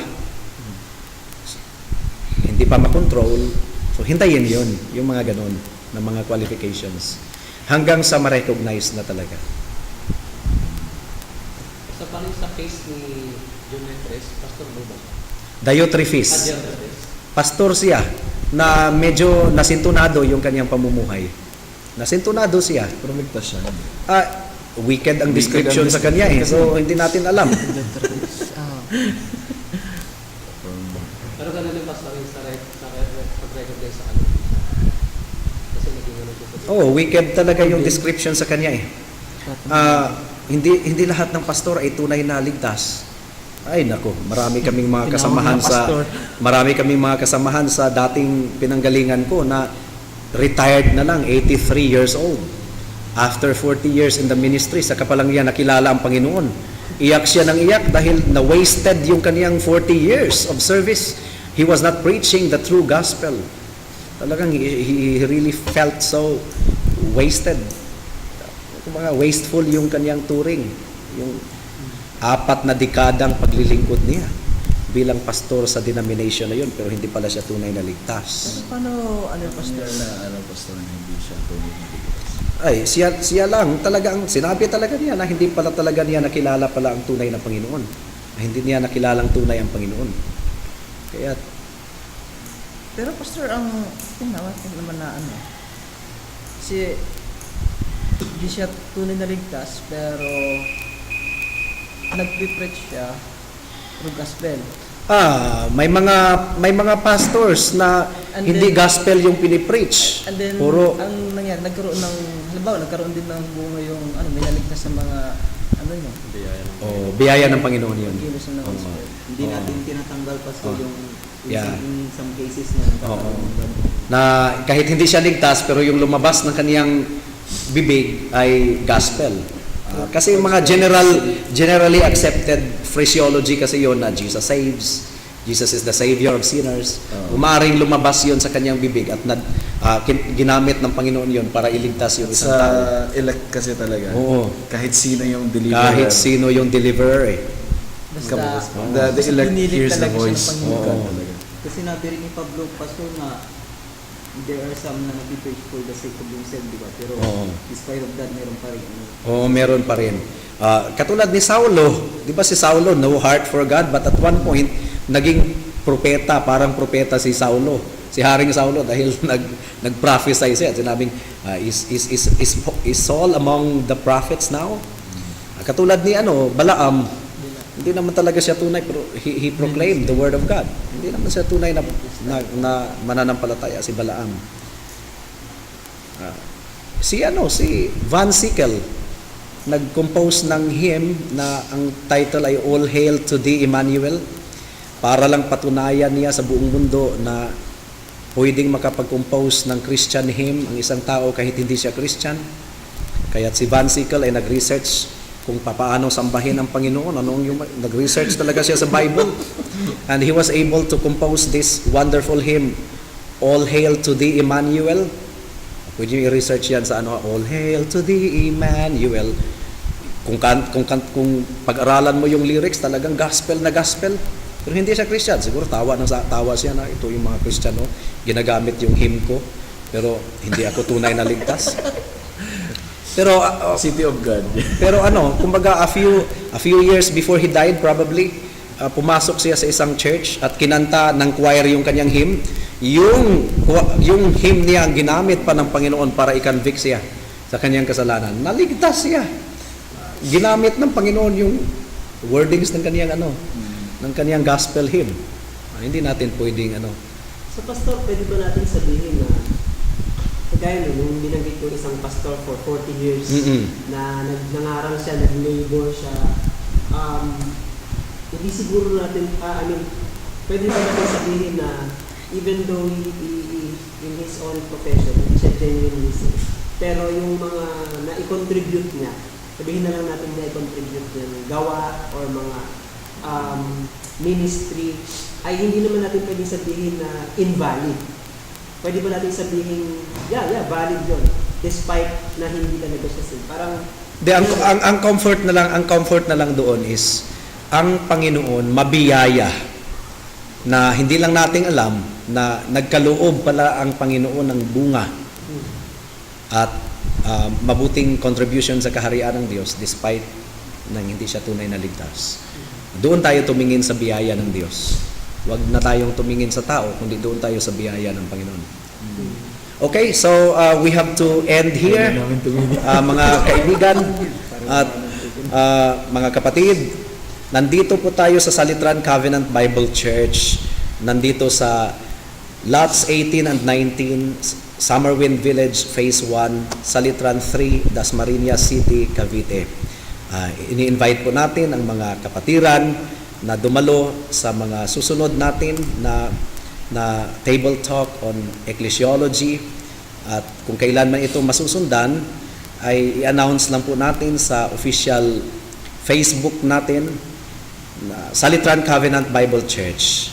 Please type Salitran Covenant Bible Church sa Facebook and please like our page kasi doon po ang mga announcements. Meron din tayong regular talaga na pag-aaral on covenant theology na isang buwan na 4 na meetings na pala na nagpapatuloy every third Sunday of the month, 1:30 to 3:30 in the afternoon. 2 hours na pag-aaral on covenant theology. So invited po ang bawat isa na interesado na makibahagi nito every third Sunday of the month. Please like, once again, our church page, Salitran Covenant Bible Church, for further announcements.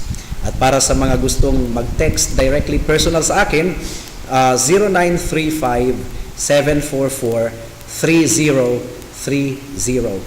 0935-744-3030. Yun po ang ating contact number na pwede kayong mag-text sa akin. Salamat sa Panginoon sa panunood ninyo at nawa po ay Ang Diyos po, ang lahat ng ginagawa nating ito ay humantong sa kapurihan ng ating Panginoon. God bless us all.